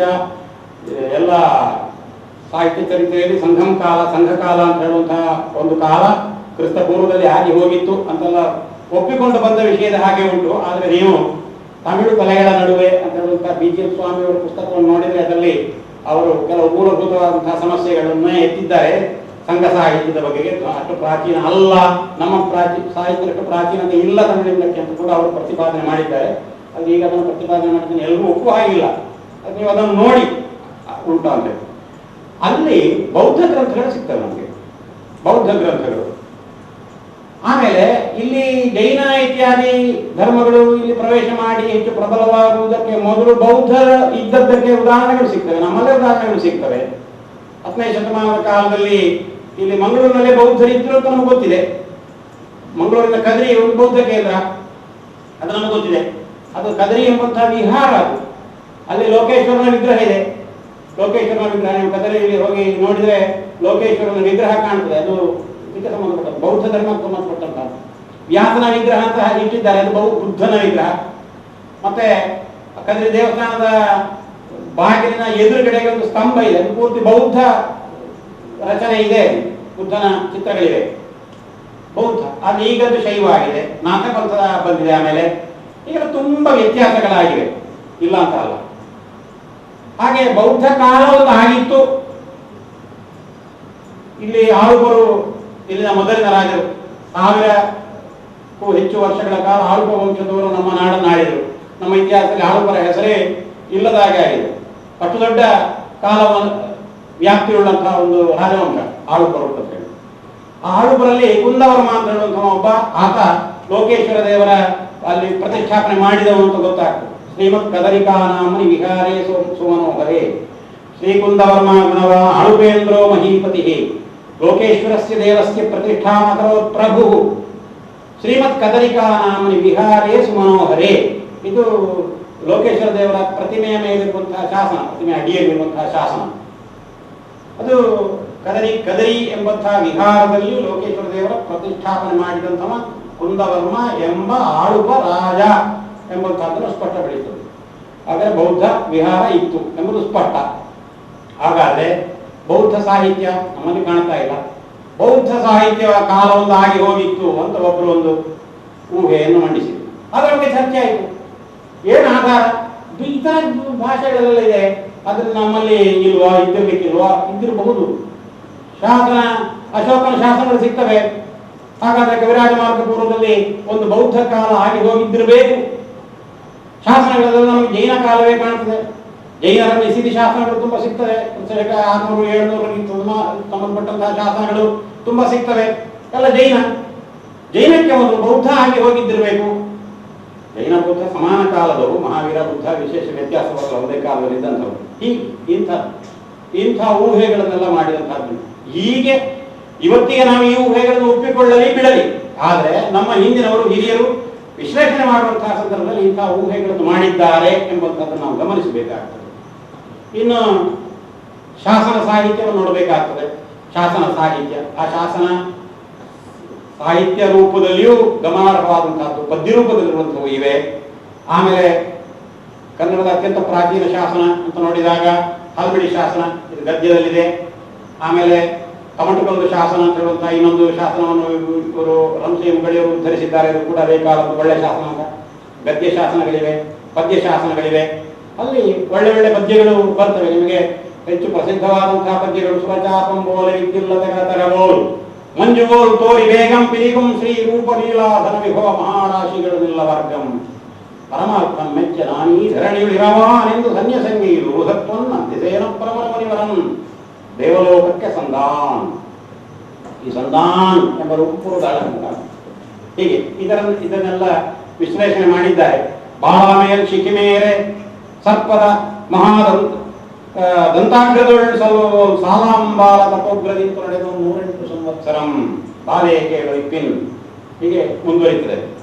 108 ಸಂವತ್ಸರ ಒಬ್ಬ ಮುನಿ ಜೀವನ ಮಾಡಿದ, ಕೊನೆಗೆ ದೇವಲೋಕಕ್ಕೆ ಸಂದು ಹೋದ.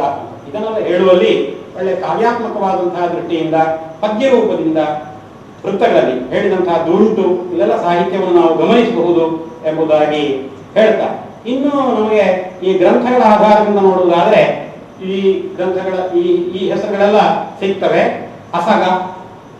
ಅಸಗನ ಕೃತಿಗಳು ಸಿಕ್ಕೋದಿಲ್ಲ.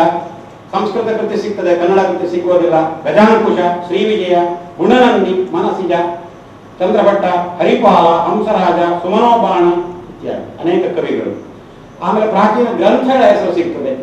ವತ್ಸರಾಜ ಚರಿತೆ, ಸುಲೋಚನಾ ಚರಿತೆ, ಚೂಡಾಮಣಿ, ಕರ್ನಾಟಕ ಕುಮಾರ ಸಂಭವ, ಕರ್ನಾಟೇಶ್ವರ ಕಥಾ, ಕರ್ನಾಟ ಮಾಲತಿ ಮಾಧವ, ರಘುವಂಶ, ಆಮೇಲೆ ರಘುವಂಶ ಮಹಾಪುರಾಣ ಇತ್ಯಾದಿಗಳು. ಚೂಡಾಮಣಿ ಎಂಬಂತಹದ್ದು ಬಹಳ ದೊಡ್ಡ ಗ್ರಂಥವಾಗಿತ್ತು ಅಂತ ಹೇಳಿ ಶಬ್ದಾನುಶಾಸನದಲ್ಲಿ ಘಟಾಕಳ ಅಂತ ಕೂಡ ಉಲ್ಲೇಖ ಮಾಡ್ತಾನೆ.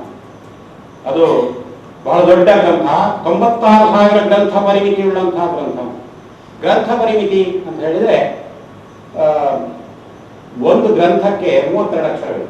ಅದಕ್ಕೆ ಒಂದು ಗ್ರಂಥ ಹಳಬರು ಲೆಕ್ಕ ಮಾಡುವಂತಹ ಒಂದು ಪದ್ಧತಿ, ನಮ್ಮ ಪರಂಪರೆಯ ಪದ್ಧತಿ. ಅದು 32 ಅಕ್ಷರಗಳು ಅಂತ ಹೇಳಿದ್ರೆ ಒಂದು ಅನುಷ್ಠುಪ್ ಶ್ಲೋಕಕ್ಕೆ 32 ಅಕ್ಷರ. ಅನುಷ್ಠುಪ್ ಎಂಬಂತಹ ಶ್ಲೋಕ ಇದೆ. ಈಗ ಅನುಷ್ಠುಪ್ ಶ್ಲೋಕ ಅಂದ್ರೆ ಇದು: ರಾಮಾಯ ರಾಮಭದ್ರಾಯ ರಾಮಚಂದ್ರಾಯ ವೇಪಸೆ ರಘುನಾಥಾಯ ನಾಥಾಯ ಸೀತಾಯ ಪತಯೇ ನಮಃ. ಇದು ಒಂದು ಅನುಷ್ಠುಪ್ ಶ್ಲೋಕ. ಅನುಷ್ಠುಪ್ ಶ್ಲೋಕಕ್ಕೆ ಒಂದು ಸಾಲಿಗೆ 8 ಅಕ್ಷರ, 4 ಸಾಲಿನ ಪದ್ಯ. ಆಗ 24 ಅಕ್ಷರ, 32 ಅಕ್ಷರ ಆಗ್ತದೆ. 8, 16, 16, 32. ಈ 32 ಅಕ್ಷರಗಳಿಗೆ ಒಂದು ಗ್ರಂಥ ಅಂತ ಹೆಸರು. ಕೆಲವು ಹಳೆಯ ಗ್ರಂಥಗಳಲ್ಲಿ ಇದು ಇಂತಿಷ್ಟು ಗ್ರಂಥ ಪರಿಮಾಣವುಳ್ಳಂತಹದ್ದು. ಹಾಗೆ ಇದು 96,000 ಗ್ರಂಥ ಪರಿಮಾಣವುಳ್ಳಂತಹ ಒಂದು ಗ್ರಂಥ ಅಂತ, ಚೂಡಾಮಣಿ ಎಂಬಂತಹ ಒಂದು ಗ್ರಂಥ. ಅದನ್ನು ಬರೆದವ ಯಾರು ಅಂತ ಹೇಳುವುದಕ್ಕೆ ಅದು ಕೂಡ ನಮಗೆ ಪೂರ್ತಿ ನಿರ್ಣಯ ಹೇಳುವ ಹಾಗಿಲ್ಲ. ಶ್ರೀವರ್ಧದೇವ ಎಂಬ ಬರೆದದ್ದು ಅಂತ ಹೇಳುವಂತಹದ್ದು ಒಂದು. ಆಮೇಲೆ ಅವ ಶ್ರೀವರ್ಧದೇವ ಅಂದ್ರೆ ಯಾರು? ತಂಬದೂರಾಚಾರ್ಯ ಅಂತ ಒಂದು ಹೆಸರು ಬರ್ತದೆ. ತಂಬದೂರಾಚಾರ್ಯ ಚೂಡಾಮಣಿ ಗ್ರಂಥವನ್ನು ಬರೆದ ಅಂತ ಬರ್ತದೆ, ಶ್ರೀವರ್ಧದೇವ ಬರೆದ ಅಂತ ಬರ್ತದೆ. ಹಾಗಾದ್ರೆ ಶ್ರೀವರ್ಧದೇವನು ತಂಬದೂರಾಚಾರ್ಯನು ಒಂದೇಯೋ ಅಂತ ಈ ತರದ ಚರ್ಚೆಗಳು ತುಂಬಾ ನಡೆದಿವೆ. ನಾನು ಅದರ ಬಗ್ಗೆ ಹೆಚ್ಚು ವಿಸ್ತರಣೆಗೆ ಹೋಗುವುದಿಲ್ಲ.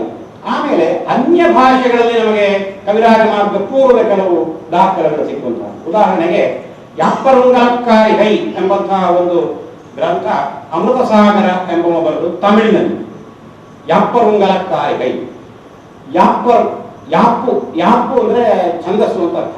ಯಾಪ್ಪರುಂಗಲ್ ಕಾರಿಗೈ, ಕಾರಿಕೆಗಳು ಅಂತ. ಕಾರಿಕೆ ಅಂತ ಹೇಳಿದ್ರೆ ಸೂತ್ರ ಮತ್ತೆ ಕಾರಿಕೆ ಅಂತ. ಸೂತ್ರ ಅಂತ ಹೇಳಿದ್ರೆ ಅದಕ್ಕೆ ಛಂದಸ್ಸು ಇತ್ಯಾದಿಗಳೆಲ್ಲ ಇಲ್ಲ.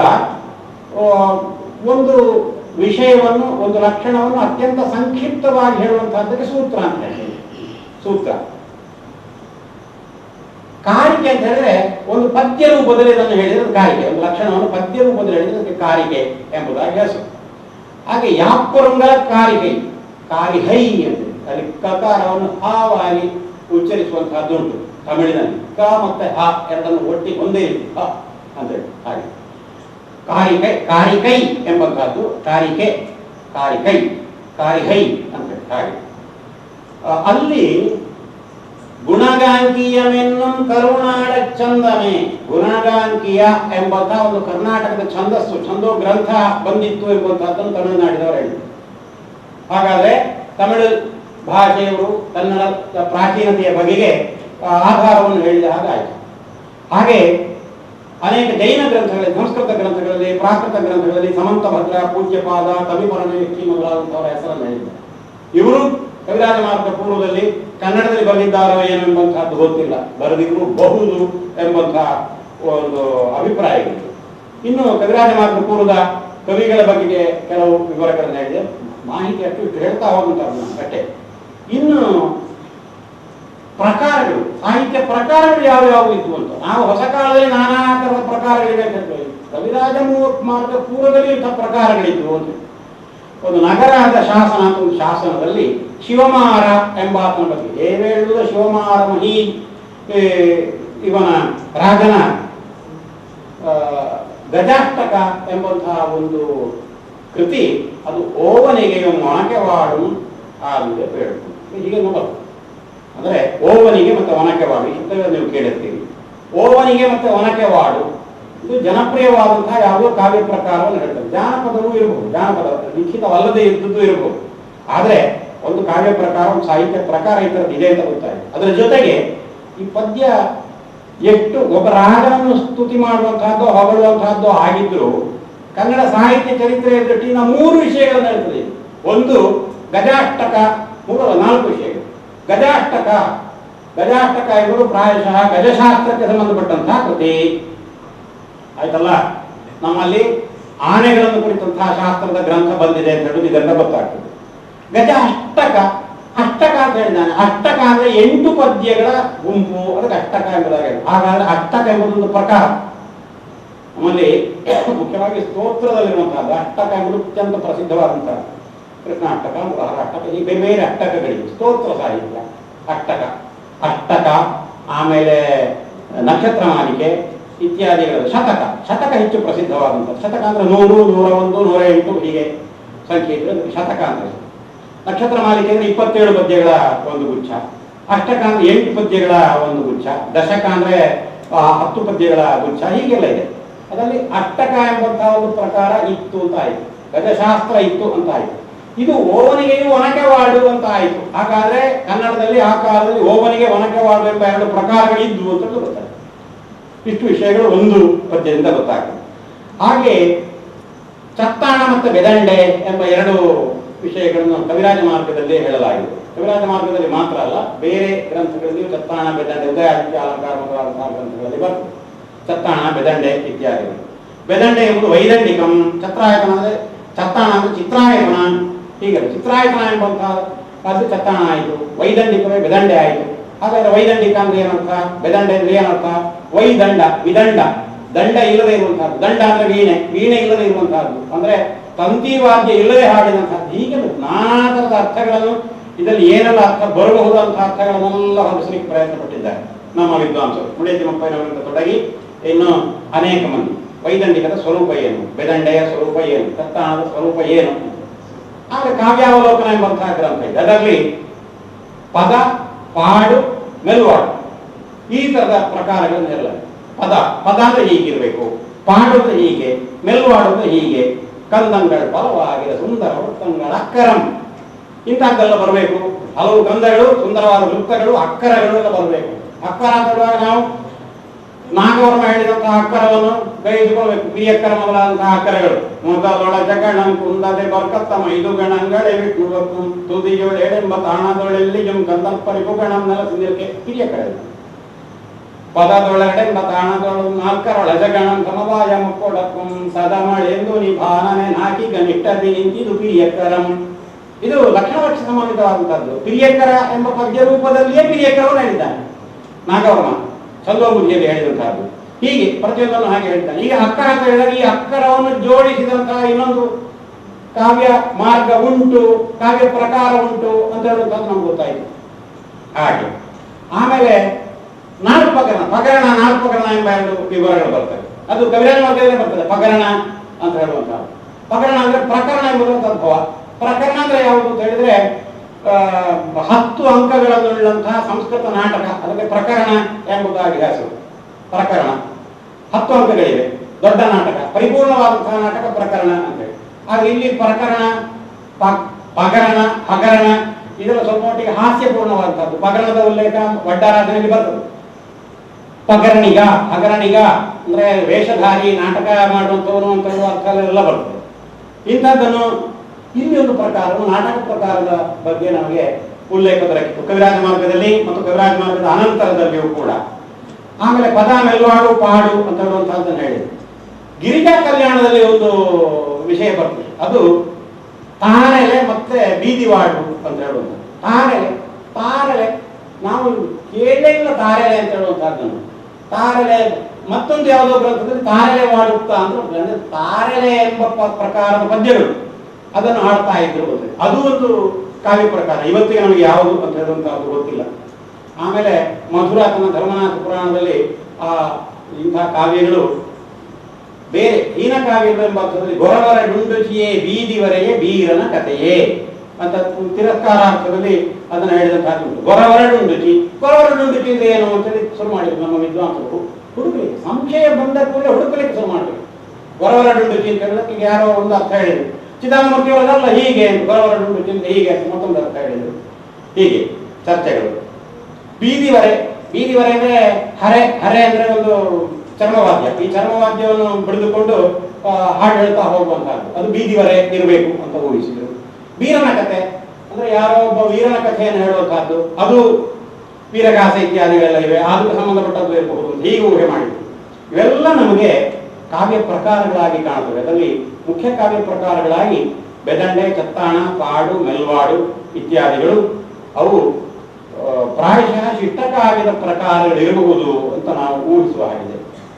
ಈ ಕಾವ್ಯ ಪ್ರಕಾರಗಳ ಬಗೆಗೆ ಬೇರೆ ಬೇರೆ ವಿಶ್ಲೇಷಣೆಗಳು ನಡೆದಿವೆ. ಟೀಕೆ ಶಿವಭಟ್ರು ಅದರ ಬಗ್ಗೆ ಪ್ರಾಚೀನ ಸಾಹಿತ್ಯ ರೂಪಗಳ ಬಗೆಗೆ ಒಂದು ಪುಸ್ತಕವನ್ನೇ ಬರೆದಿದ್ದಾರೆ. ನಮ್ಮ ಯಕ್ಷಗಾನ ಅದು ಕೂಡ ಚತ್ತಾಣ, ಬೆದಂಡೆಗಳಿಗೆ ಸಂಬಂಧ ಇದೆ ಅಂತ ಹೇಳ್ತಾರೆ. ಅಲ್ಲಿ ಕಂದಂಗಳ್ ಫಲವಾಗಿರ ಸುಂದರ ವೃತ್ತಂಗಳ್ ಎಡೆಯಲ್ಲಿ ಜಾತಿ ಜಾಣಿಸೆ ಅಂತ ಬರ್ತದೆ. ಜಾತಿ ಅಂತ, ಜಾತಿ ಅಂತ ಹೇಳಿದ್ರೆ ದೇಸಿಯಾದಂತಹ ಹಾಡು ಅಂತ ಅರ್ಥ. ಪದ್ಯಂ ಚತುಷ್ಪದಂ ಅಚ್ಚ ವೃತ್ತಂ ಜಾತಿ ದ್ವಿಧ. ಪದ್ಯ 4 ಆದರೆ ಪದ್ಯ ಅಂತ. ಆ ಪದ್ಯಗಳಲ್ಲಿ ವೃತ್ತ ಮತ್ತು ಜಾತಿ ಅಂತ 2 ವಿಧ. ಆದ್ರೆ ವೃತ್ತ ಅಂದ್ರೆ ಏನು? ಏಕದೇಶ ಸ್ಥಿರ ಜಾತಿ ವೃತ್ತಂ ಗುರುಲಘು ಸ್ಥಿರಂ ಅಂತ ಅಲ್ಲಿ ಲಕ್ಷಣವನ್ನು ಕೊಟ್ಟಿದ್ದಾನೆ. ಜಾತಿ ಅಂತ ಹೇಳಿದ್ರೆ ಅಲ್ಲಿ ಗುರುಲಘು ಸ್ಥಿರವಾಗಿರಬೇಕಾಗಿಲ್ಲ. ನಿಮ್ಗೆ ಗೊತ್ತುಂಟು, ವೃತ್ತದಲ್ಲಿ ಈಗ ಚಂಪಕ ಮಾಲಾ ವೃತ್ತ ಇದೆ, ಉತ್ಪಲ ಮಾಲಾ ವೃತ್ತ ಇದೆ, ಮತ್ತೆ ಕ್ರೀಡೆ ಇದೆ. ಆ ವೃತ್ತಗಳಲ್ಲೆಲ್ಲ 1ನೇ ಸಾಲಿನಲ್ಲಿ ಗುರುಲಘು ವಿನ್ಯಾಸ ಹೇಗೆ ಬಂದಿದೆಯೋ ಅದೇ ರೀತಿಯಲ್ಲಿ 2ನೇ ಸಾಲಿನಲ್ಲಿ, 3ನೇ ಸಾಲಿನಲ್ಲಿ, 4ನೇ ಸಾಲಿನಲ್ಲಿ ಬರಬೇಕು. ಅದು ಗುರುಲಘು ಸ್ಥಿರ, ವ್ಯತ್ಯಾಸ ಇಲ್ಲ. 1ನೇ ಸಾಲಿನ 5ನೇ ಅಕ್ಷರ ಲಘು ಆಗಿದ್ರೆ 4 ಸಾಲುಗಳ 5ನೇ ಅಕ್ಷರ ಲಘು ಇರಬೇಕು. ಗುರುಲಘು ಸ್ಥಿರ. ಏಕದೇಶ ಸ್ಥಿರ ಜಾತಿ. ಜಾತಿ ಎಂಬಂತಹ ಪದ್ಯ ಪ್ರಕಾರ ಇದೆಯಲ್ಲ, ಇದು ಏಕದೇಶ ಸ್ಥಿರವಾದಂತಹ. ಏಕದೇಶ ಅಂದ್ರೆ ಒಂದು ಭಾಗ ಅಂತ ಅರ್ಥ. ಈಗ ಇಡೀ ಭಾಗದಲ್ಲಿ ಒಂದು ಭಾಗಕ್ಕೆ ಏಕದೇಶ ಅಂತ ಹೆಸರು. ಏಕದೇಶ ಸ್ಥಿರ ಅಂದ್ರೆ ಅದು ಮಾತ್ರೆಗಳ ಗಣಕ್ಕೆ ಹೊಂದುವಂತಹದ್ದು ಅಂತ ಆದ್ರೆ ಮಾತ್ರೆಗಳ ಸಂಖ್ಯೆ ಒಂದೇ ರೀತಿ ಇರ್ತದೆ, ಅಕ್ಷರಗಳ ಸಂಖ್ಯೆ ಒಂದೇ ರೀತಿ ಇರೋದಿಲ್ಲ. ಗುರುಲಘು ಸ್ಥಿರವಾದ್ರೆ ಮಾತ್ರೆಗಳ ಸಂಖ್ಯೆ, ಅಕ್ಷರಗಳ ಸಂಖ್ಯೆ, ಅಕ್ಷರಗಳ ಸ್ಥಾನ, ಗುರುಲಘು ವಿನ್ಯಾಸ ಎಲ್ಲವೂ ಸ್ಥಿರವೇ. ಈಗ ನೀವು ಷಟ್ಪದಿ ಅಂತ ತಗೊಳ್ಳಿ, ಷಟ್ಪದಿ ಅಂತ ತಗೊಂಡ್ರೆ ಅಲ್ಲಿ ಷಟ್ಪದಿಯಲ್ಲಿ ಗುರುಲಘು ವಿನ್ಯಾಸ ಸ್ಥಿರವಾದಂತಹದ್ದಲ್ಲ, ಒಟ್ಟು ಮಾತ್ರ ಸಂಖ್ಯೆ ಸ್ಥಿರವಾದಂತಹದ್ದು. ಹಾಗೆ ಏಕದೇಶ ಸ್ಥಿರ ಅಂತ ಹೆಸರು, ಏಕದೇಶ ಸ್ಥಿರ ಜಾತಿ. ಹಾಗಾದ್ರೆ ಈ ಬೆದಂಡೆ ಚತ್ತಾಣ ಮೊದಲಾದಂಥವುಗಳಲ್ಲಿ ಜಾತಿ ಇದೆ ಅಂತ ಆದ್ರೆ ವೃತ್ತಗಳಲ್ಲದ ಪದ್ಯರೂಪಗಳು ಆ ಕಾಲದಲ್ಲಿ ಇದ್ದು ಅಂತ ನಮಗೆ ಗೊತ್ತಾಗ್ತದೆ. ಹಾಗಾದ್ರೆ ನಾವು ಇದಕ್ಕೆ ಆಧಾರ ಏನು ಅಂತ ಹೇಳಿದ್ರೆ ಶಾಸನಗಳಿಗೆ ಆಧಾರ ಸಿಗ್ತದೆ. ಯಾವುದು? ತ್ರಿಪದಿ ಸಿಗ್ತದೆ. ತ್ರಿಪದಿ ಏಕದೇಶ ಸ್ಥಿರವಲ್ಲ, ಅದು ಮತ್ತೊಂದು ರೀತಿಯದ್ದು. ಯಾಕಂದ್ರೆ ತ್ರಿಪದಿ ದೇಶೀಯವಾದಂತಹ ಛಂದಸ್ಸು. ನಾಗವರ್ಮ ದೇಶೀಯ ಛಂದಸ್ಸುಗಳಲ್ಲಿ ತ್ರಿಪದಿಯನ್ನು ಹೇಳ್ತಾನೆ. ಅದಕ್ಕೆ ಉದಾಹರಣೆ ನಮಗೆ ನಾಗವರ್ಮನಿಗಿಂತ ಪೂರ್ವದ ಶಾಸನಗಳಲ್ಲಿ ಸಿಗ್ತದೆ. ಕಪ್ಪೆರ ಭಟ್ಟನ ಶಾಸನ ಇತ್ಯಾದಿ ಗೊತ್ತುಂಟು ನಿಮಗೆ, ಅದನ್ನು ನಾನು ಹೇಳಬೇಕಾಗಿಲ್ಲ. ಕಟ್ಟಿದ್ದ ಸಿಂಹಮನ್ ಕೆಟ್ಟದೆ ನಮಗೆಂದು ಬಿಟ್ಟ ಉಲ್ಕಲಿಗೆ ವಿಪರೀತಂಗ ಹಿತರ್ಗಳು ಕೆಟ್ಟ ಮೆಣಸತ್ತರ ವಿಚಾರಂ.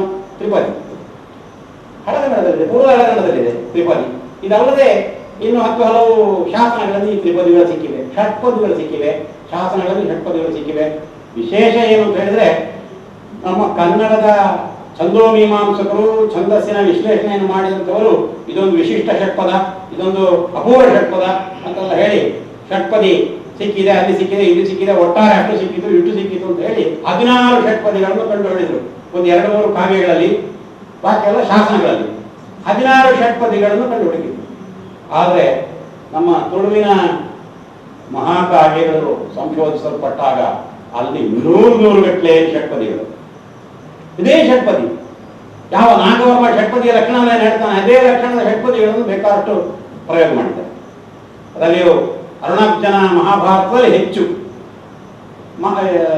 ಭಾಗವತದಲ್ಲಿ ಕಡಿಮೆ ಸಂಖ್ಯೆ ಇದ್ದರು, ಹೆಚ್ಚಿಲ್ಲ, ಕಡಿಮೆ ಸಂಖ್ಯೆ 16 ಸಂಖ್ಯೆ ಇದೆ. ಇದರ ಬಗ್ಗೆ ಕುಣಿಚಿತಾಯವನ್ನು ಸಂಪಾದಿಸುವಂತಹ ಸಂದರ್ಭದಲ್ಲಿ ಏನು ಅಂತ ಹೇಳುವಂಥದ್ದು ಗೊತ್ತಾಗಲಿಲ್ಲ. ಅವರು ಅಂಶಗಳ ಭ್ರಾಂತಿಯನ್ನು ಹುಟ್ಟಿಸುವಂತಹ ಕೆಲವು ವೃತ್ತಗಳಿವೆ ಇಲ್ಲಿ ಅಂತ ಹೇಳಿ ಅದನ್ನು ಸ್ವಲ್ಪ ವಿಂಗಡಿಸುವಾಗ ಪ್ರಚಾರ ಮಾಡೋದು ತಪ್ಪಾಗಿದೆ.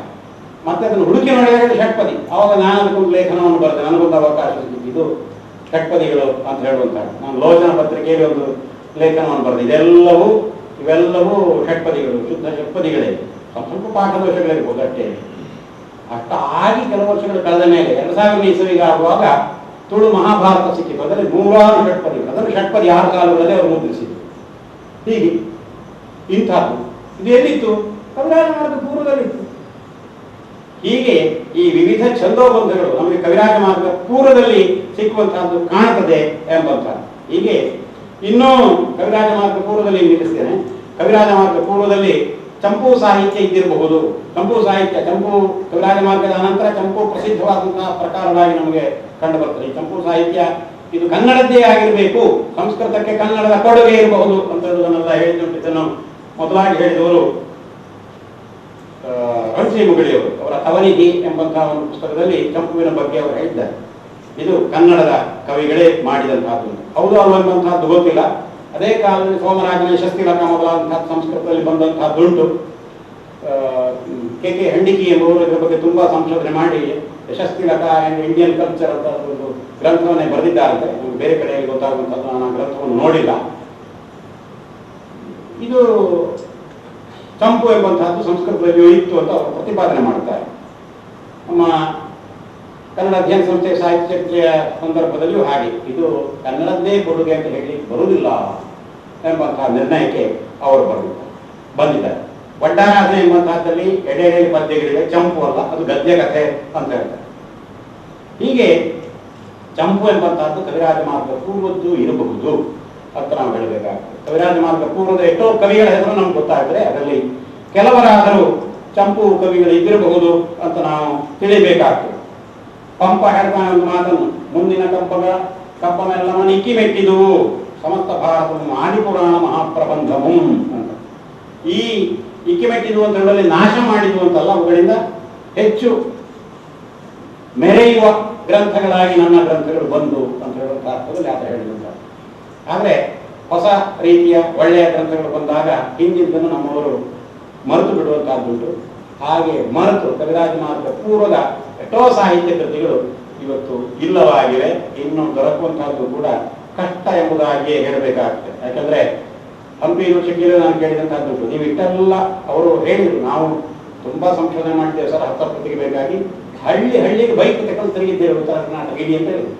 ಹಾಗಾದ್ರೆ ಯಾವುದಾದ್ರೂ ಒಳ್ಳೆಯ ಗ್ರಂಥ ಅಪ್ರಕಟಿತವಾದ್ದು ಅಪ್ರಸಿದ್ಧವಾದ್ದು ಸಿಕ್ಕಿದೆ ಅಂತ ಕೇಳಿದ್ರೆ ಅಂತ ಅಪೂರ್ವವಾದ್ದೇನು ಸಿಕ್ಕಿಲ್ಲ ಸರ್. ಅಟ್ಲಿಟ್ಟು ವಚನಗಳು ಇನ್ನೊಂದು ಮತ್ತೊಂದು ಆ ಥರದ್ದೆಲ್ಲ ಸಿಕ್ಕಿದೆ, ಸಣ್ಣ ಸಣ್ಣ ಗ್ರಂಥಗಳೆಲ್ಲ ಸಿಕ್ಕಿವೆ. ಐತಿಹಾಸಿಕವಾಗಿ ಮುಖ್ಯವಾದ ಗ್ರಂಥ ಅಂತ ಹೇಳುವಂಥ ಸಿಕ್ಕಲಿಲ್ಲ ಅಂತ ಹೇಳಿದ್ರು. ಸಿಕ್ಕಬಾರದು ಅಂತ ಇಲ್ಲ, ಯಾವುದೋ ಓಲೆ ಗ್ರಂಥಗಳಲ್ಲಿ ಕಟ್ಟುಗಳಲ್ಲಿ ಇರಬಹುದು.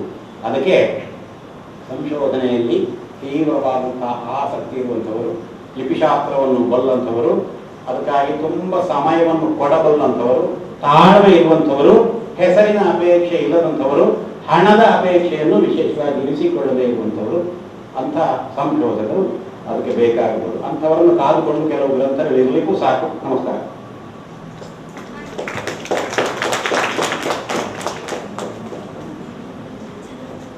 ಇಷ್ಟೊತ್ತು ಕವಿರಾಜ ಮಾರ್ಗ ಪೂರ್ವದ ಕನ್ನಡ ಸಾಹಿತ್ಯ ಎಂಬುದಾಗಿ ಉಪನ್ಯಾಸವನ್ನು ನೀಡಿದಂತಹ ಡಾಕ್ಟರ್ ಪಾದೇಕಲ್ಲು ವಿಷ್ಣು ಭಟ್ಟ ಅವರಿಗೆ ನಮ್ಮ ವಿಭಾಗದ ಪರವಾಗಿ ನಾನು ಕೃತಜ್ಞತೆಗಳನ್ನು ಸಲ್ಲಿಸ್ತಾ ಇದ್ದೇನೆ. ಅದೇ ರೀತಿ ಅವರ ಮುಂದಿನ ಉಪನ್ಯಾಸ 26ನೇ ತಾರೀಕು ರತ್ನಾಕರ ವರ್ಣಿ ಮತ್ತು ನಡುಗನ್ನಡ ಎಂಬಂತಹ ವಿಷಯದ ಕುರಿತಾಗಿ ಅವರು ಮಾತಾಡೋದಕ್ಕೆ ಇದ್ದಾರೆ. ನಾಳೆ 25ನೇ ತಾರೀಕು ಪ್ರೊಫೆಸರ್ ಕೆ ಚಿನ್ನಪ್ಪಗೌಡ ಸರ್ ಅವರು ಕನ್ನಡ ಜಾನಪದ ಸಂಶೋಧನೆ ತಂದುಕೊಳ್ಳಬೇಕಾದ ಹೊಸ ನೆಲೆಗಳು ಮತ್ತು ನಿಲುವುಗಳು ಎನ್ನುವಂಥ ಕುರಿತಾಗಿ ಉಪನ್ಯಾಸವನ್ನು ನೀಡ್ತಾರೆ. ಹಾಗಾಗಿ ನಾಳೆ ಕೂಡ ನೀವೆಲ್ಲರೂ ಕೂಡ ಇದರಲ್ಲಿ ಭಾಗವಹಿಸಬೇಕು.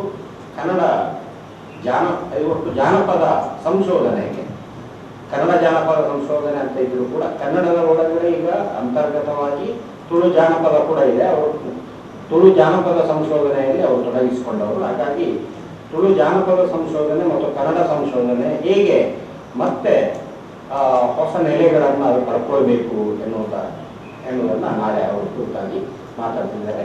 ಎಲ್ಲರಿಗೂ ಕೂಡ ನಮಸ್ಕಾರ.